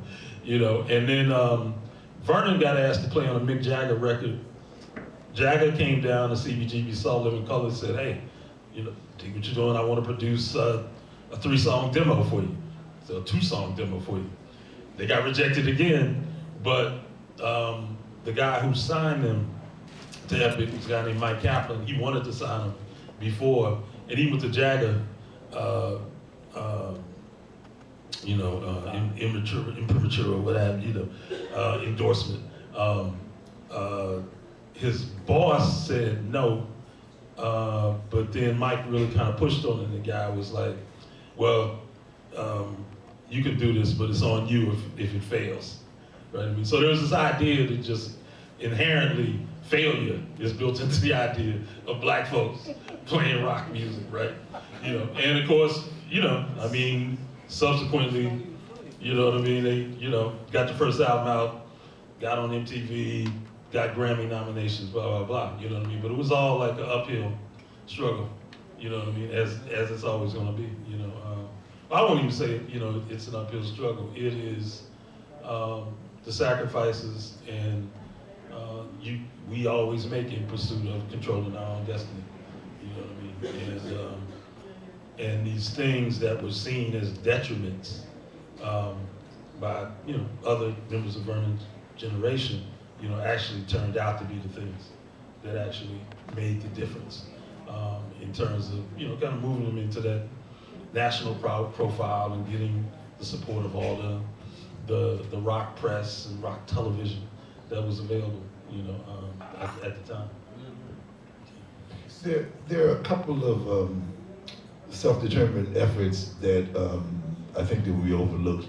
One is from the 1970s, the collective black artists created by Reggie Workman and Jimmy Owens. They were the prime movers and shakers of that organization, and that had a relationship with the East. And in the 1980s, Lester Bowie, Oliver Lake, and Cecil Taylor created Moby, the Musicians of Brooklyn Initiative, Right. which was a very, very important group in that particular time. So I just didn't want to overlook those self-determined efforts. And then we forgot Strata East. And Strata East, which came out of the collective black artists. In fact, Stanley Cowell and Charles Tolliver were the movers and shakers behind Strata East, and that certainly was a major independent label. That's right. Okay, now basically what we're talking about right now is a period between, I could probably say 1966, a period of time, and 1986. I mean, we're talking about a period, one of the most undocumented period of so-called jazz history. And so to keep it on topic, I'd just like to say that we're talking about self-determination. So historically, I think we gotta maybe think about prior to that period and some of the people's shoulders that we're standing on. Like the musician union in Harlem that the brothers started in around the 1900s, and how, I mean, there's a lot of history up here that we could talk about that inspired us to try to do what we're doing even to this day. So, and to presently, what are the young people doing in the music? Because it's, I have a daughter in hip hop now, so so I'm saying, so I would just like to see, from the early to the present, if we could talk about that, because we have discussed some of the period that we experienced here. Most of us are at that age where we experienced of the 60s, the loft jazz and the transition and all the hippie movement, and some of us even go back to the beatniks. Yes. And a lot of the activity that's being spoken of now kind of counteracts, as I mentioned before, what kind of came along in the early 80s as far as what the black community could and couldn't understand as listeners. And that's not a new topic by any means, but and the fact that cutting edge music was present right in the neighborhood, what is the source of the misinformation regarding that, Mr. Ahmed? And then everybody can answer that. Well, I think Basir pointed out that, we don't control the narrative. And if you don't control the narrative, you can't talk about what it is that we're doing, and that needs to be the self-determined effort that exists today that I think is lacking. I mean, there are some self-determined efforts around the music, but we don't have people writing about it, publishing, information about what is going on in our social structure, around the arts that we are dealing with. I mean, the thing is that there's a lot of musicology that's being done, music history that's being done around that period, the period erased by the, what people call the jazz police or the gatekeepers, right? But it's, it's in academia, so it's, there is documentation being done. I know that there's a scholar at Columbia University. Oh man, what's my brother's name? Yes, Parran. Yeah. I mean, well, I'm sure he's interviewed you about, for this book he's working on. Yeah. So, but I think because, life moves in a forward motion, so you know, we can point to examples like Black Rock Coalition and then Kamasi Washington, you know, and his cohort, you know, who kind of sustain those principles, those ideas, those models of sustainability, you know, from earlier eras. I mean, I think, I know Jason Moran is actually working on a big project now about James Reese Europe and about the courageous moves he made to establish a Black, you know, musicians union, you know, in that period of time. And I think Jason, you know, is all, you know, because he's been doing a deep dive into the archives, and you know, one of the things he has come to believe is that you know, Europe was assassinated. He wasn't just caught up, you know, in an argument with like an irate drummer, you know, who stabbed him. That there was some intention, some other intention behind that. That's a part of the story as well. So, you know, I mean, I think, you know, the thing is that people are definitely taking advantage of the internet, of YouTube, you know, I mean, to create,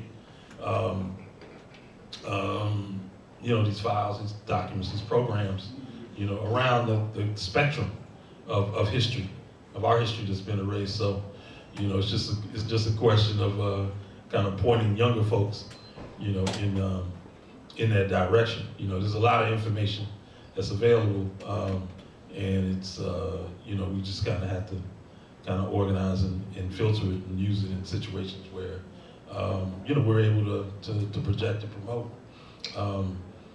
You know, what people would call alternative histories were actually you know, the actual histories, not the virtual, you know, of culture and music, you know, culture, politics. Yeah. Let me say this, and this is, you know, where we kind of jumped off in terms of Left Forum last spring, and that is, and this is, I think, something critical. A radical or revolutionary politics or vision requires a radical or revolutionary culture. And part of the problem that we have today is that as far as the white left goes, is that they don't see the necessity to engage in a revolutionary or radical culture, all right? And that is, you know, very real in terms of the Left Forum, because, you know, you look at all of these workshops and the content of all of these workshops, and nothing, for the most part, has anything to do with this music, with a radical or revolutionary culture, and that's one of the things that was attempted to try to be addressed at the Left Forum last spring. The thing is still true. You know, we're talking about now in 2019 as far as politics and looking at somebody who's supposedly progressive or somebody who's, quote, liberal or somebody who's radical. And the thing right now is to make the connection between the politics and the culture. That's what had happened historically all along. All of the periods we talk about the 60s, from 65 on. If we talk, we can go back further. We can go back to the Garvey movement. We can go back to the Garvey movement and the connection between the Garvey movement and the Harlem Renaissance. All right? We come forward in time, and I think that part of the issue is that by the time we hit the mid-80s, you know, the political organizations ran into a whole bunch of issues. COINTELPRO, etc. Folks had been assassinated, jailed, organizations had been destroyed. So at that particular point, the politics ran out of gas, and when the politics ran out of gas, so did the music and the culture as well. So now I guess the challenge is to try to reconnect the politics and the culture, the music, everything. We have to see how we can reconnect it. Because very clearly now, in 2019, you know, we need a resurgence of a radical and revolutionary vision. You know, people in terms of talking about, you know, what's supposed to happen, you know, in the current situation with Agent Orange in power, etc. You know, we have to have a real radical or revolutionary vision. We can't just talk about, we want these folks feet up off our necks or whatever else it is. It's got to be, well, what do we want? What do we see in terms of a vision? What do we see the world looking like? That's what's really important. And, people, I guess at this time, feel so downtrodden. They're just like, yo, just give me some space, let me breathe. I'll be happy. Yeah. But that's not enough in terms of being happy. So we have to see how we can go ahead and reconnect the politics and the culture, because ultimately that's where a clear, radical, revolutionary vision comes from, both in terms of the culture and the politics. Yeah. So they have to be connected. Well, I mean, I think one of the things that we've certainly seen from all the black, all the folks from grassroots communities across the country, particularly in terms of, the monsoon of women who got elected, to the House. All of those, those women are speaking in a way that's frightening to like even their cohort in the old guard Democrats, you know what I mean? So they've actually brought that radicality, in a 21st century way through just using social media to advance their agenda, not even going through traditional press, and then there's just other initiatives you could look at that have begun to kind of turn the tide in terms of communities, in terms of people actually organizing around the country to deal with, gang violence in the community. You know what I mean? And they have more to do with like the decrease, of that kind of activity in communities around the country than the police who want to take credit for it. But in fact, the information shows that, it's people actually reaching out to youth, it's creating situations within the community. So there's a radicality and a revolutionary imperative that's going on, in these localized contexts. I mean, what was powerful about the way the avatars of the '60s moved was they put culture in alignment with those, so the same folks who were involved with, like Panthers involved in trying to bring, folks out of a certain kind of despair or a certain kind of surrender to criminality against the community. We're also, the folks that were bringing the music into the community. I mean, my parents, I grew up in Dayton, Ohio. So the adults in that community formed something called the African American Cultural Center, in '69. They brought folks like Pharaoh, to Dayton, you know what I mean? And I just think, there's a certain,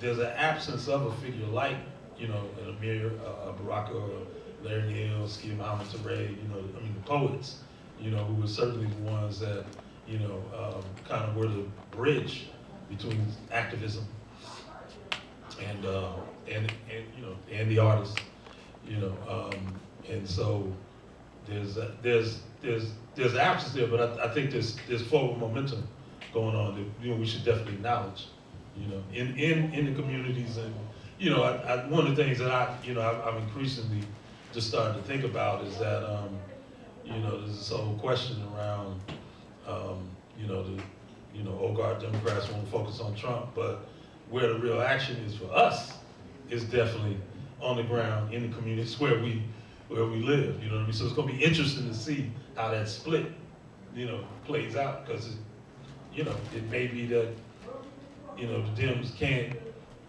compete with the madness on that national level, but certainly in terms of our focus and our initiative and our energy is getting more Stacey Abrams and Ilhan Omar's and Ocasio-Cortez's into place where they can really start to, as they've already started to do, like retune the notion of what's a democratic, socialist, progressive agenda on that House level. And what, you know, the thing is, when I look at those figures in particular, you know, they do represent like the culture as well as the politics, you know, at the same time, you know what I mean? So I think one indication of the dearth of the union between the cultural, social, political, spiritual aspects that we were talking about from, I would say, 1964 on to now, is that my wife and I went to see this movie, Babylon, that premiered here on Friday at BAM. And two of the people who were involved in the production of the movie said that it had been banned from the United States for 40 years, but it's released now, which I thought was a significant thing to say that it could be released in 2019, yeah, you know, in this period of time. What is that saying about what people feel about where we are politically, socially, and culturally, and spiritually in the United States? Ras, can I say that maybe the people in the audience might want to? Okay. I was going to get right to that, Mr. Ahmed. And yeah, Babylon, I believe that has Brinsley Ford, who was at Aswad as the lead singer. They were a great band, side by side with Steel Pulse and Black Slate, Matumbi, and UK Roots, you know, coming hard, you know. And just a quick clarification, I used the early 80s sometimes as a reference point of as a time of reaction, and that's true. But we also, there were, you know, as the panel said, there were things that were continuing. We had Professor Tate and his writings in Black Rock Coalition, and then the music continued. But the reference I used was the impact on some of the false information about the level of understanding in the Black community in reference to music that is supposedly, quote unquote, hard to understand. And the lights on this panel here were all progenitors of that music, and there was a very good reception from what I remember in younger years. And so we're going to do our Q&A. let the people speak. Right on.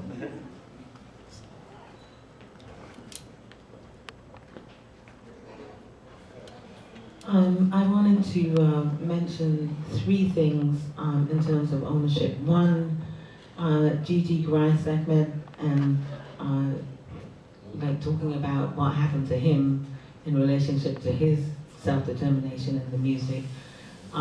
Two, as we drive around the city, Ahmed is always pointing out to me the places where things happened.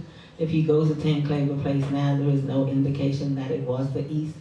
I'm saying that we need to have black plaques, that we need to be putting the plaques on the buildings, because in terms of knowing our stories, this is one way that we would be able to reclaim our history and have our young people understand what happened in these spaces in previous times. The last thing is we developed a thesis on about naming our music. Calling it jazz, the music of the spirit, and it is inclusive in the sense that it has 4 or 5 male progenitors and female progenitors of the music, and defining their contribution to the music over time. So I don't know, maybe you can talk a little bit about that. But I would just say thank you to Greg for being inclusive, because one of the other things that I think is a problem about the way that we describe our stories. Yes, we've lost our stories, but we've also lost the voices of the women inside of this. So I really think it's important that we try to, kind of bring us all out as we're doing this work. So the two things, Gigi Grice, a very important person within the music. If you look at that 1958 picture that was done of a day in Harlem, you would see Gigi Grice on the left-hand side with a hat on and some manuscript paper in his hand. He'd gone there with Thelonious Monk. Gigi Grice was very important.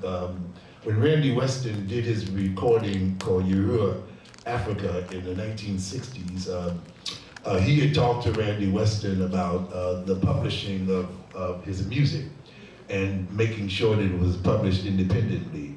And the story goes that people, the powers that be, overheard him talking about the fact that Randy Weston would have the nerve to publish his own music, and they said to G.G. Grice was that he would never work in this industry again.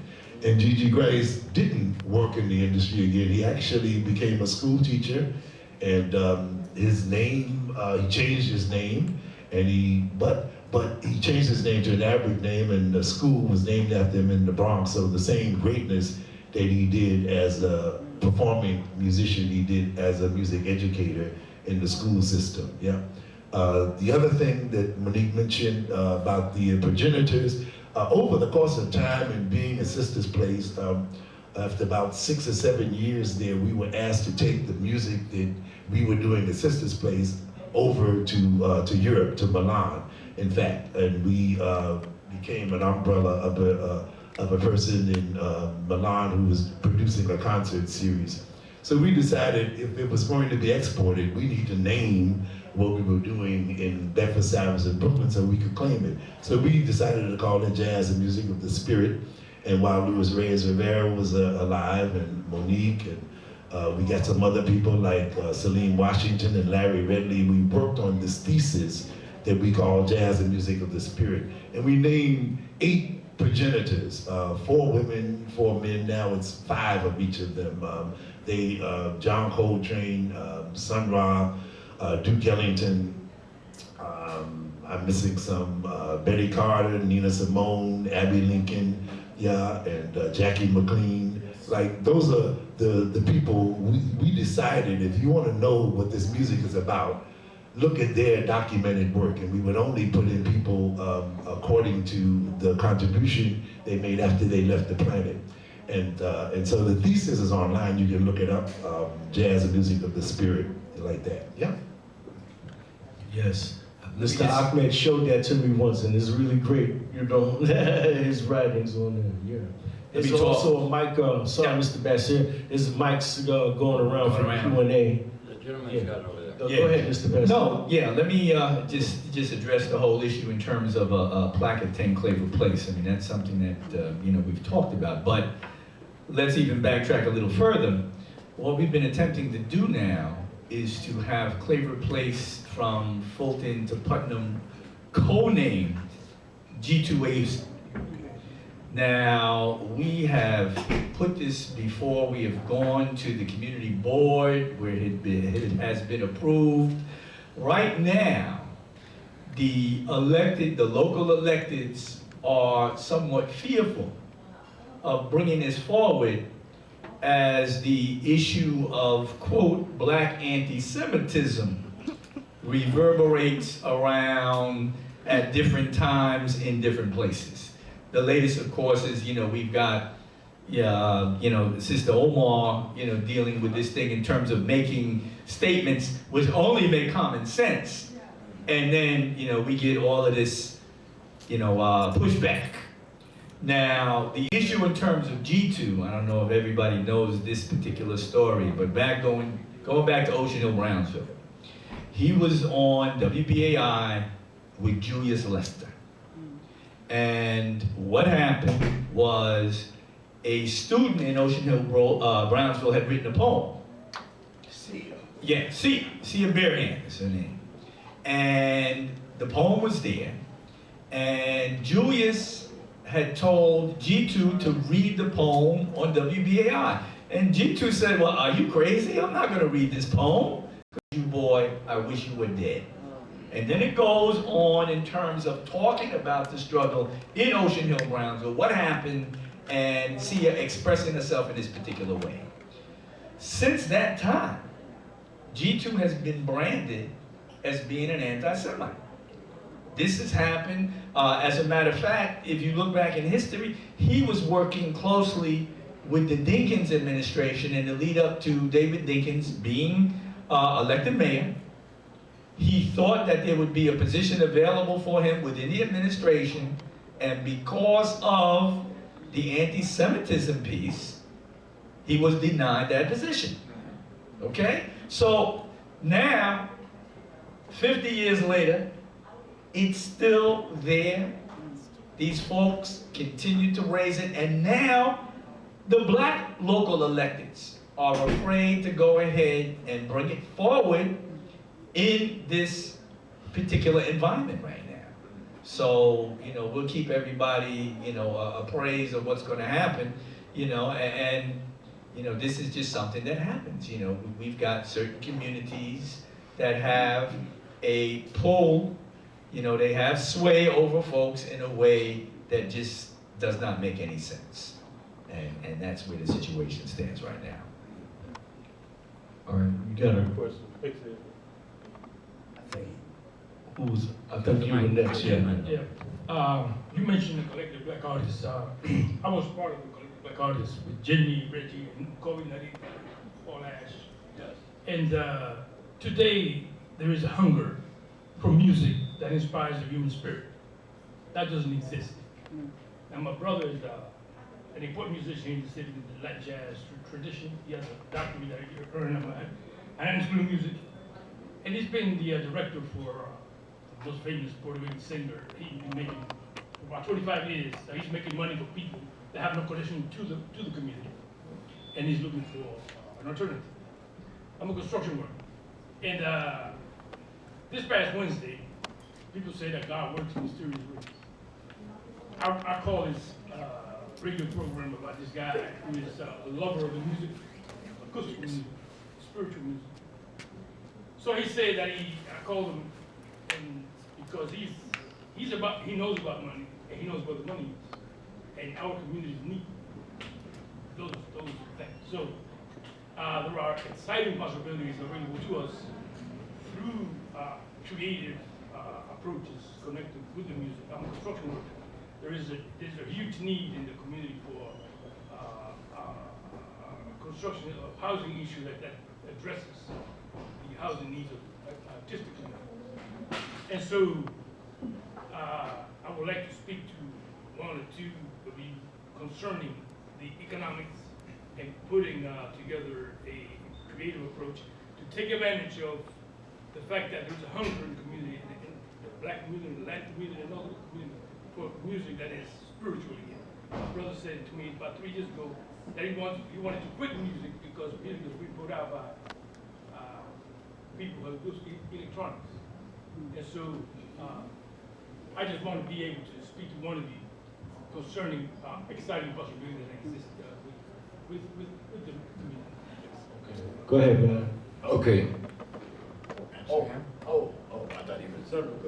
You had a question. I'd just like to deal with your question. I remember, the coalition with Kobe and Narita and all the people, because what has happened, it was a consortium, and what it was everyone, all of the organizations, including the East, we were all working together under consortium. So what you're talking about right now, I'm sure that you can discuss with some of the people here about the community, because we have talked about jazz. Well, I appreciate the music, but there's so many categories. That's why I go back to the original, because people here, okay, the spiritual, you talk about the spiritual aspect. If you started playing Cuban spiritual music or any other kind of spiritual music, it's a taboo in this country, just like it was when we came here and they put on the drums. I'm just saying that people, but it sparks in the community. But it runs through all the different veins of all the different areas, as far as I'm concerned, with the mixture of the various music that's being presented now. So what we can talk. If you say you're in construction and you have a facility, that is or not that you may not have the facility, but how do you reach the community? You say the black, the Latino, and you have to include everybody now. And that's what we did with the New York musicians and all cultures. So I don't know if you're coming from the Bronx. There's people that are systemic in the Bronx, Brooklyn, and New York, but it's all multicultural. So I'm sure any of the brothers here will be more than happy to talk to you about coming together in some unity. And if I may say, if you come out to Sista's place on any Saturday night, you will hear spiritual music. That's why we call it music of the spirit.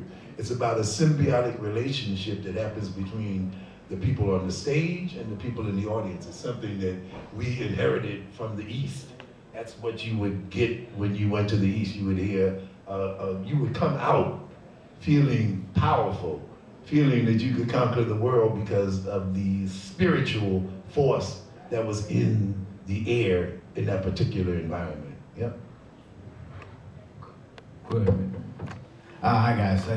I just got here at 5. I might have missed it, but I was wondering in realms of understanding the scene in the 70s, Jolie Wilson's, anything about Jolie Wilson as part of the scene.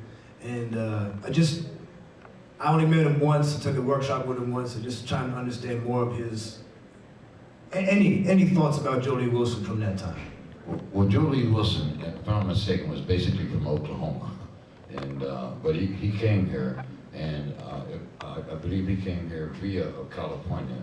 And when he came here, him and Monty Waters and I can't say Ronnie Boykin, but there was a whole cadre. Dewey Redman. There was a whole bunch of folks that came out of the San Francisco, Haight-Ashbury area. And when he came here, he was as a singer. In fact, I was on a couple of records with him and Archie Shepp. But there's not a whole lot that I could share. I know that he was, bicycle enthusiast aside from being a musician, because he was telling me he was going to ride his bicycle to Oklahoma one of the last times I talked to him. But the ladies' fort, he opened, and he eventually turned it over to Hakeem Jameen, when he decided to move on.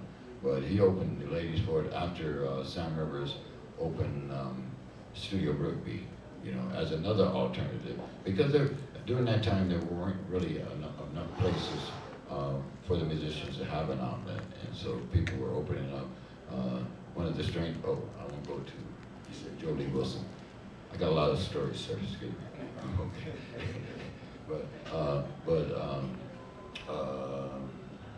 As you know, he passed away in Europe, so, that's about it. I can say Jolie Wilson performed at the East. As a matter of fact, he is one of the vocalists on the Al Cabelon album, along with people like Andy Bay. So, we're very familiar with Jolie Wilson and appreciate his work. Any other questions? Go ahead, Global. Yeah. Hello? Oh, all right. There's a real two ironies about the whole BAI thing. One is that Julius Lester converted to Judaism. And the other thing, no one likes to talk about this BAI now because it's all hunky-dory, right? But that Christmas, when they had that Christmas crew, and I knew white using the Green Party.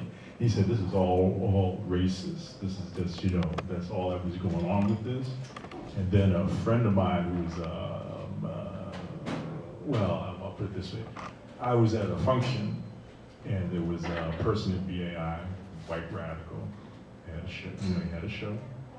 And he didn't realize I was there. And he remarked, he says, well, BAI is basically now just a black station. So, but the thing with the whole anti-Semitism thing, this is not my main point, right? But black people, we allow this to go. We do not tell the Democrats, look, we can tank any presidential candidate you set up there. We control the presidency. White people haven't voted for a Democrat since Lyndon Johnson, quiet as it's kept, right? So, you set up Madeleine Albright and Hillary Clinton, and you want to talk about Farrakhan, a woman in Congress. I mean, how many countries has Farrakhan destroyed compared to those two, right? We're talking about hundreds of thousands of people dead, right? Children, because it was worth it, right? But we don't do anything, we're like pulling the punches. My thing though is with this current panel, which is a little disturbing, is this, you're talking about integration and self-determination. Okay, where are we having this conversation now? This is not an Afro-American neighborhood. It's not an Afro-American space. right? I don't want to, I mean, what it is, is what it is. I heard about this stuff with Miri Baraka's papers. I'm kind of disheartened. Same thing with Jews Hempel. They're going to Columbia and NYU, two of the three biggest landlords in New York City, the biggest gentrifiers going. And, it's, self-determination. I mean, I had a big falling out with another white radical. He writes about black radicalism, and we had a mutual friend, he died. I said, get the brother's stuff in the Schomburg. He was like, why? I said, don't you understand the Schomburg, the Schomburg? He didn't realize it was that important, right? Because let me tell you, having worked and been around these schools, black people are never going to get to that stuff. I really hate to just be blunt about it, but most black people are just not going to get access to those materials. I mean, that's a really, that's a really serious problem. I'm just basically saying that more than the narrative needs to be controlled. Now, in reference to that, Mr. Parran, there's been a lot of material coming out about BAG and the Black Artists Group. In that regard, there seems to be that legacy is being continued. There's film out these days and things that you can watch on YouTube. Okay, and as far as, again, this person that just spoke, Noble. Noble. Hey, Noble. Good. Hey, how you doing? Yeah, all fun, I'm JD. And, but I hear what you're saying about, what it would be if black people will be able to, you predicted that they won't go to NYU and Columbia to do these things, to access these papers. Well, you could be right, and I don't know how much access people have in Schomburg myself, in the Schomburg, but certainly that is Sonny Rollins' stuff just went there. And I'm not sure what in any particular institution, whether it's a university or Schomburg, they choose what they want to go in a lot of times, and things are proper. I'm not trying to accuse Schomburg of anything, but I personally don't know what they want to accept or what they will accept. Columbia and NYU are doing these people. So I don't think it will be a thing where black people will not be able to go there. But it could be a situation that they won't go there, as you say. I won't deny that. Well, yeah, I'm just careful because when you have these elite schools, right? And this is what they are. These are elite schools, right? How are people even going to know that they're there? They're not really going to tell you. Is it going to be open access where you can just get online? And to be honest, Columbia. I know some black professors, and some of their husbands are black, professors. They have trouble getting into the library. They got to show ID to the library. The white boy Bob Spot says, "Hey, and there's a black guy. There's this problem here." Yeah. Well, I'll just say because I know so many folks who are professors, black professors at Columbia. There's also the group IRAS, that Organization of African American Students. They do programs every month. There's also the Jazz Studies program that was established by two professors who are not in music, but in fact in the English department, Farrah Jasmine Griffin, Bob O'Mealy, and that organization that they've had has been, has been producing programs monthly, for the last 10 years, I think. Okay. I don't want to get into what. But I'll just say this. But listen, listen. I know I've been to some of this. I know what really. I don't really want to get into public issues about what really goes on with some of this. But I'm just bringing this up because this is an issue. No matter what these folks do, and there is this hostility. With when it comes to us in these these spaces, and I'll just say, I'll tell you what these professors are not doing. Harold Cruz once told me a story about Du Bois. Good old elitist Du Bois, how he used to go to black churches, he would pull out a candy bar. He would say, you know, what is this? And everybody said, oh, you know, the good doctor's getting senile. So what is he doing? You know, it's a Mars candy bar. He would unwrap that candy bar, and before he was done, you knew the workers, how much they earned, who owned the banks that were investing in companies, which country they come. Now you talk to these guys, says, well, you know, I was on CNN last night, and that's the way they are. That's, you know, I'm sorry. I'd like to address you because, see, I'm in agreement with you in terms of the universities. I can tell you by personal experience, if you go to the Rare Books Library at Columbia, I have pieces there, 400 pieces, because personally, after 40 years, I couldn't haul those boxes around anymore. After the eviction, I'm a working musician. I'm handing them out still to today. I'm almost 77 years old. And I seen collections. You talk about Imamu Baraka. I'm sure that his wife and his family couldn't handle it. I want to give you an experience.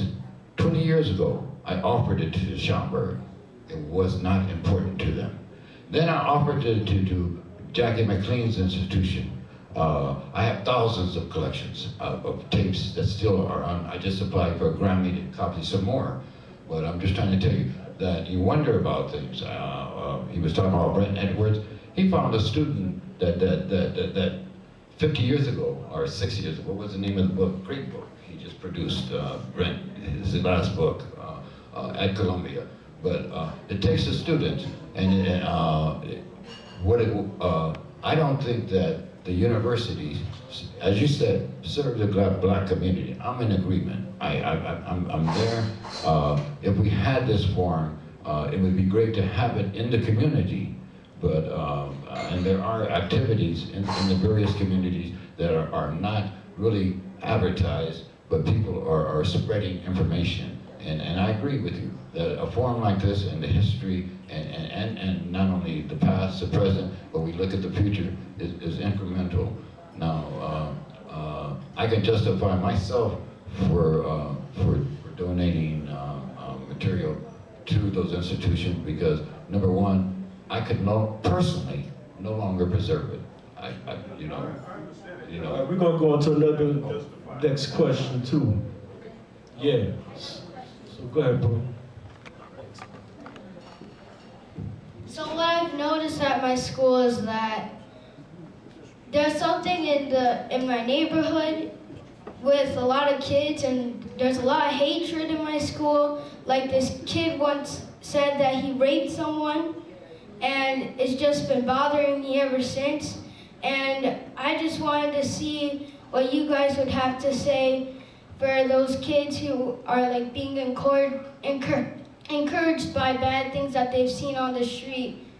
And like a lot of kids curse at my school, and I would really like it to stop. So I'd like for you to tell me your advice for why they're doing this.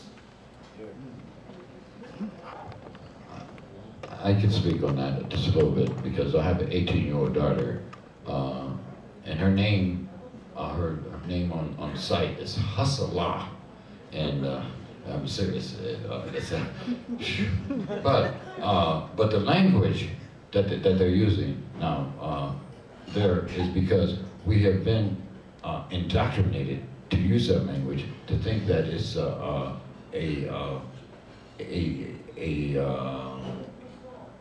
it's a way of we've been indoctrinated over the last 50 years or maybe 40 years, because I remember back in the time when you said so-called bad words, people would correct you.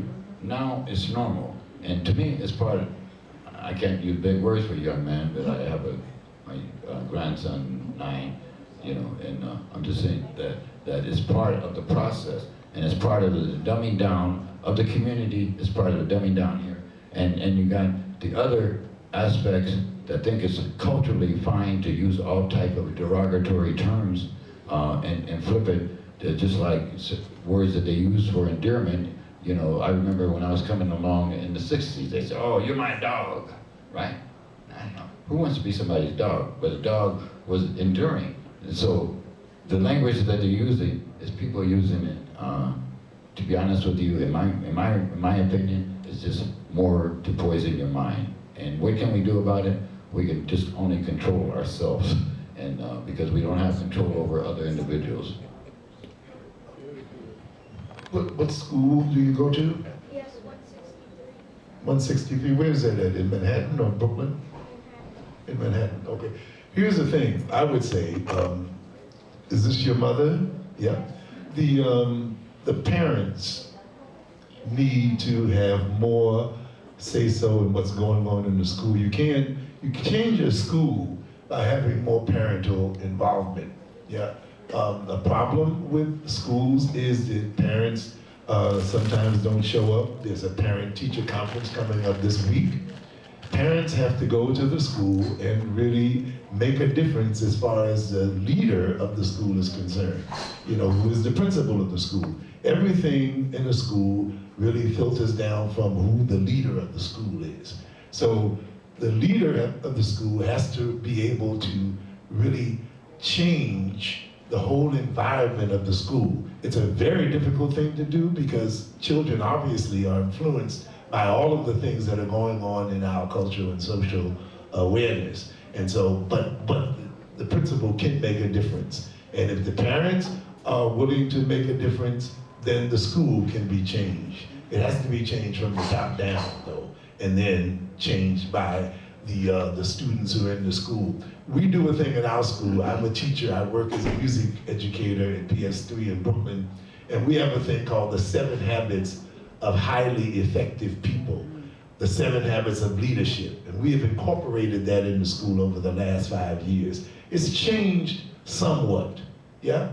But children are still influenced by the things they see on television, by the things excuse me? Especially on YouTube, because kids watch YouTube and then they think that it's okay to curse. Absolutely, absolutely. But there can be a significant difference made by the leader of the school, is what I'm saying, and by the leader of the school incorporating a program that can change the culture of the school. Yeah.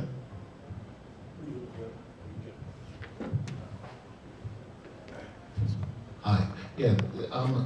Just a couple of questions, and also to slightly address the young man's concern here. In terms of archive, which I think is really important, how much of the stuff that you are doing now, or holding on to, or giving to, is being archived on the net? Because whilst, yeah, there is a lot of misinformation on the net, there is also, a great, great tool in terms of making sure that everybody is able to access and go into those places that maybe are not designed for people of color to walk through the doors easily. Okay, if you're addressing me, the problem, okay, well, my personal problem, to what you said, is economics. If you realize that I have a reel of tapes with 40 minutes of music on each side, that's real time, and it costs so much to transfer that to an archival quality. So as you say, I have 1,500 tapes that I would like to transfer. It takes time, and it takes money. And so I found out through my 50 years of holding on to material that I started recording in 1960 and I have film, what you're looking at here are part of my archives. I'm saying it takes financing. So for us to go back to an institution, I think I told you before, I tried just to save it by giving it to a black institution. Rutgers, they weren't interested. I'm telling you, I've shopped around, because the gentleman who was an archivist who helped me for 10 years, he's a doctorate now. He wrote the Loft Jazz book, Michael Heller, dealing with the archives. But we tried so many different areas. So what you're saying is a wonderful idea, but I can't even pay somebody to keep my schedule. Do you understand? Let alone transfer all these archives. Now, to be honest with you, I realized like last year, I said, do you know that you have just in your process and what you transfer it and what you already archive, you got close to $1 million, and that's why my family is suffering. You know, because I take from my kids' mouth and put it into projects as I go along. I get a grant from the National Endowment, I don't take a salary. I put my time in, plus my own money, on and on and on. And so, to me, I made some progressive steps, and all I need is, as they say in a carpentry, but for the sake of the nail, and the nail would be the dollar, and I can complete projects.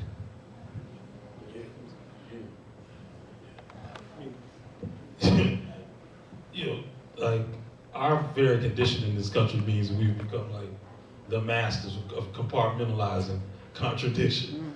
Do it every day, you know. But I also believe that, you know, when Malcolm X said by any means necessary, he meant you utilize whatever's at your disposal, you know, to advance, you know, whatever area you're working in, you know what I mean? So yeah, for families of somebody like Baraka, you know, who have this material, want to see it preserved, want to see it rendered into technology where it is accessible for future scholars, and are also themselves reckoning with the loss of the income maker of that family, have this valuable material. Yeah, Columbia is the option. And the interesting thing about Baraka's papers is that for a long time he had promised them to Howard University, you know, with the understanding that any of his kids who wanted to go there, you know, could go for free, and that actually benefited at least 2 or 3, you know, of his kids. So, you know, that's all part of the swirling matrix of this question of what becomes of Black legacy, right? But I also want to say too, there's like, there's the reason that these institutions are interested in that material is because of the transformative effect of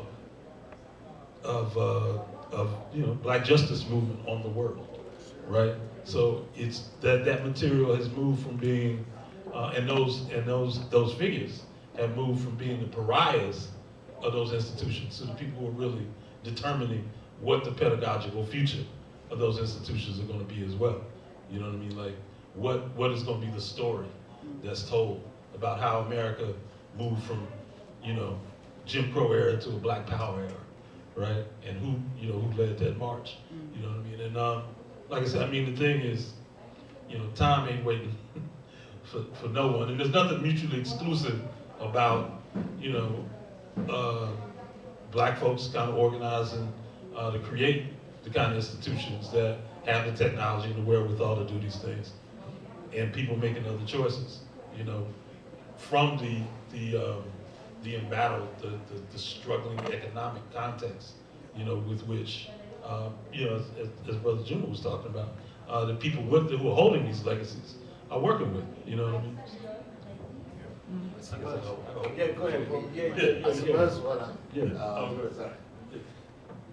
I suppose I suppose what I'm saying is, in terms of the same legacy that came out of the 60s, you talk about 65, 68, the sort of Black Panther, East, whatever, where the culture and the progression happened, and it happened on a very local level, is still happening now. And, you know, I mean, I have to rely on my kids to do stuff on my phone and etc. and otherwise, and to document stuff for me, or to at least allow me access to documenting that stuff for free myself. In London we have a group called For the Man Them, which is a group of 250 Black male creatives.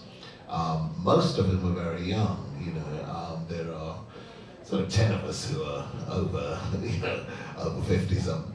And, you know, but it is about that engagement on that level across the generations that allows us to archive that stuff, and also allows us to follow the example of, you know, Soul of a Nation type, producing papers, producing cartoon things, producing films, where we help each other. And then those guys help to archive some of the stuff that we've done before, so that films like Babylon, which is when I was growing up, in terms of me being in companies with younger people, I now make it my process to make sure that they don't reinvent the wheel. Because we spend a lot of time as a black community reinventing the wheel rather than saying, when my kid first came to me and said, oh, I found this guy Jimi Hendrix, and I said, yeah, but look through those albums, which are things my kids don't engage with because they moved on a long way. They thought they were sort of decoration, and you have to, ancient history. So you have to go back and actually they help me now to look at other stuff, and there are other people there. So I suppose what I'm saying is, what is the amount of involvement in making sure that this generation has a link to this generation?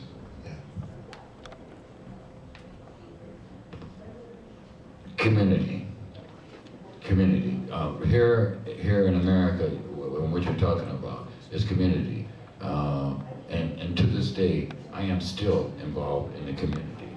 Now, I'm not in New York City, but I'm in upstate New York. And the answer for that, as far as I see, being a great-grandfather, in terms of relating and passing on the legacy, we missed about 2 generations here in America. That's what I feel. From then, I think that we missed about 2 generations. I was talking to the young men in the sound booth, and what you're saying about their abilities for the information and to distribute it is excellent. But when you get to the point, one, who's going to pay them, and how are you going to survive while you do it? Okay, so sustain yourself. And those are just 2 important factors, And so right now, I have certain productions that are geared for the money. And then I have to do something like Bandcamp and try to stream and to get the music out. Not necessarily because I know that I will never, over the years, I was offered a contract negatively 50 years ago, to be plugged into the mainstream. And since then, I've turned different contracts down because of what they entail.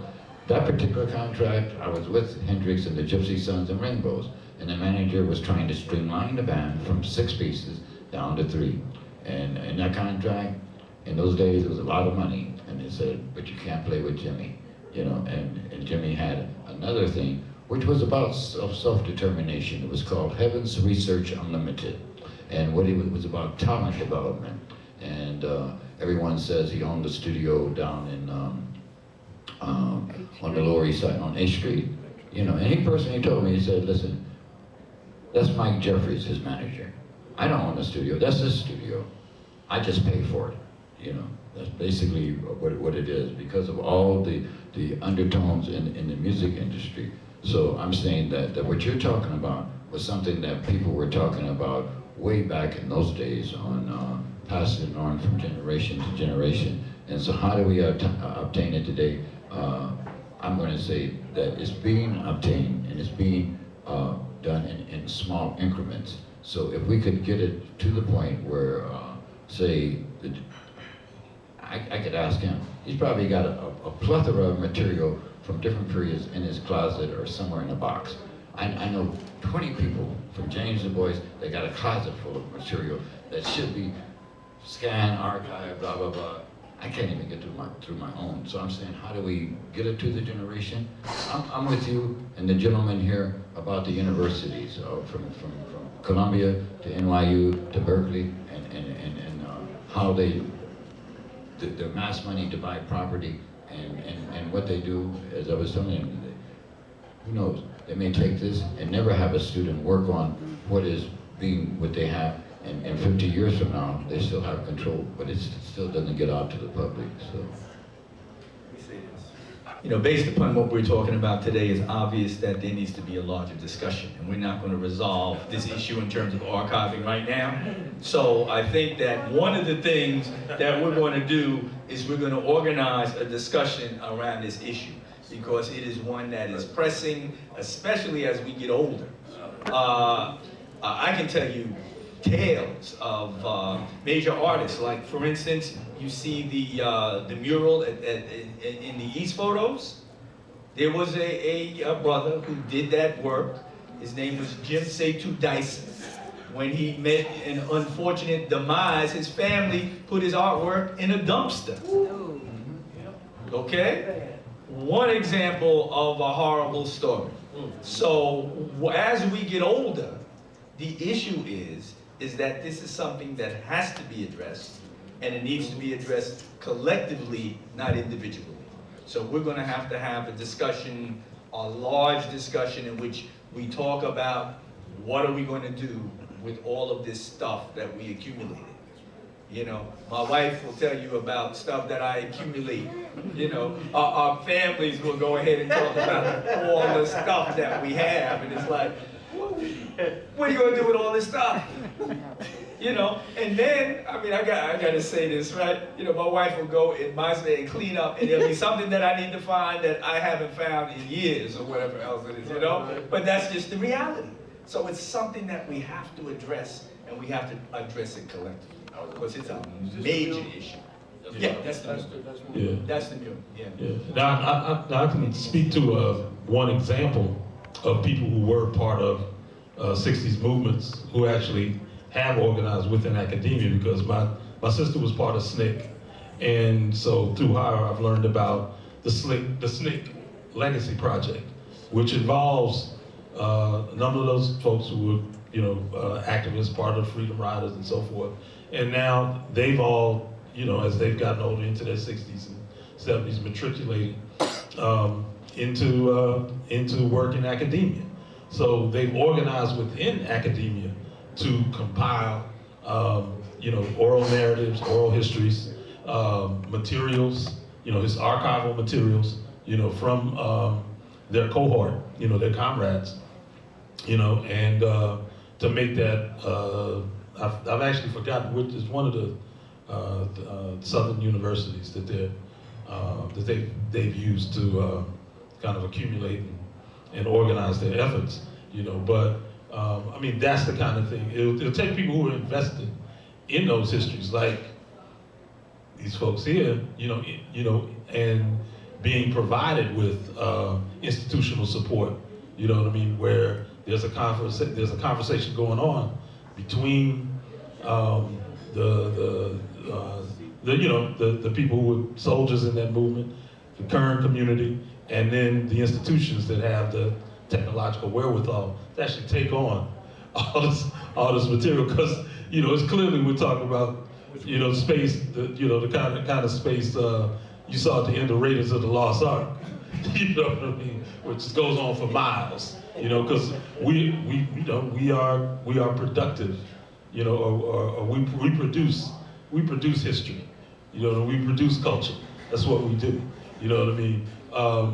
We're just coming to a place where even in our own community, we're recognizing the value and the virtue of having archives, of having, you know, places that contain things that are not necessarily on the docket of traditional, even a Schomburg.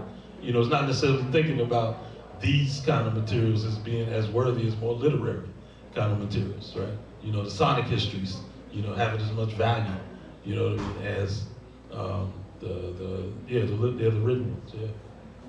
We're going to take one last question before we, which is hard to do, because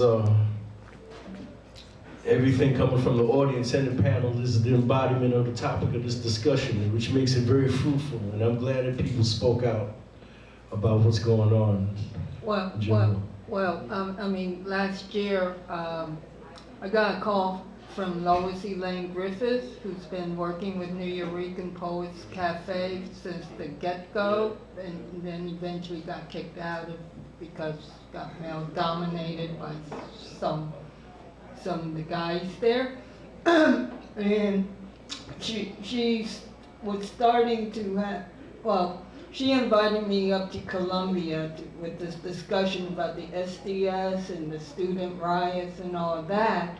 And she was participant with the Barnard black student movement at Columbia. But the majority, you know, because this guy, professor, wrote a book about the SDS and how active they were and blah, blah, blah. It's funny to see the senior citizens in the audience crying about, and they're all lawyers and professionals, crying about how the SDS failed and why the black students kicked them out of the president's office and in order for them to get their affirmative action going. So, I mean, these little actions that started then is why we, you know, sort of secretly kept our archives going, I think, in certain respect.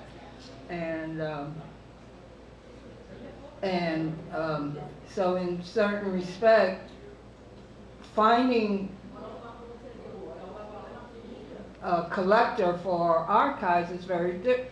Her approach was getting Pratt Institute involved. She was able to find a Hispanic intern willing to work for nothing, and I tried the same conduit, and I get this intern, you got money? I can't have, I mean, you know, I couldn't afford her. And then she's like saying, well, I'm going to do my own music. And I just had to tell her, well, if you need some jazz musicians, I can help you. But that was it. So the next conversation will be about archiving. That will be a very important component of and collectivity. Jazz and self-determination on the next one. And right on. And thank you, Ross. Thank you. Oh, thank you. I appreciate it because I get to sit and have a conversation with people who inspired me directly through their efforts and everything. And that's not a cliche by any means. That is the truth. And I'm appreciative of this panel and glad that they came because I'm long-time admirers of all of them and to the contribution of everyone in the audience. And thank you for coming. My name is Ras Moshe Burnett, tenor saxophone, piano, student of the people on the panel. And there's going to be a series of classes commencing the subsequent Mondays after today called Jazz and Self-Determination. It's a free class. It's so I get to showcase what I learned from the people here on the panel, and in the future we'll have come and speak as well. And you know, be sure to stay acquainted with the People's Forum, www.peoplesforum.org, and they have a whole series of cultural activity. There was some cultural activity in films, music, screening, workshops, classes, and be sure to stay abreast of what's happening, and thanks to the People's Forum for facilitating this conversation. And there's more ahead. June 1st is Jazz and Self-Determination again. More info about that coming up. And the conversations will spread, not just here at the People's Forum, but in the community, in all the various communities where African people are, regardless of what the street sign says, because this is all about neighborhood, right? Right. So, take care of yourselves. Thank you very much.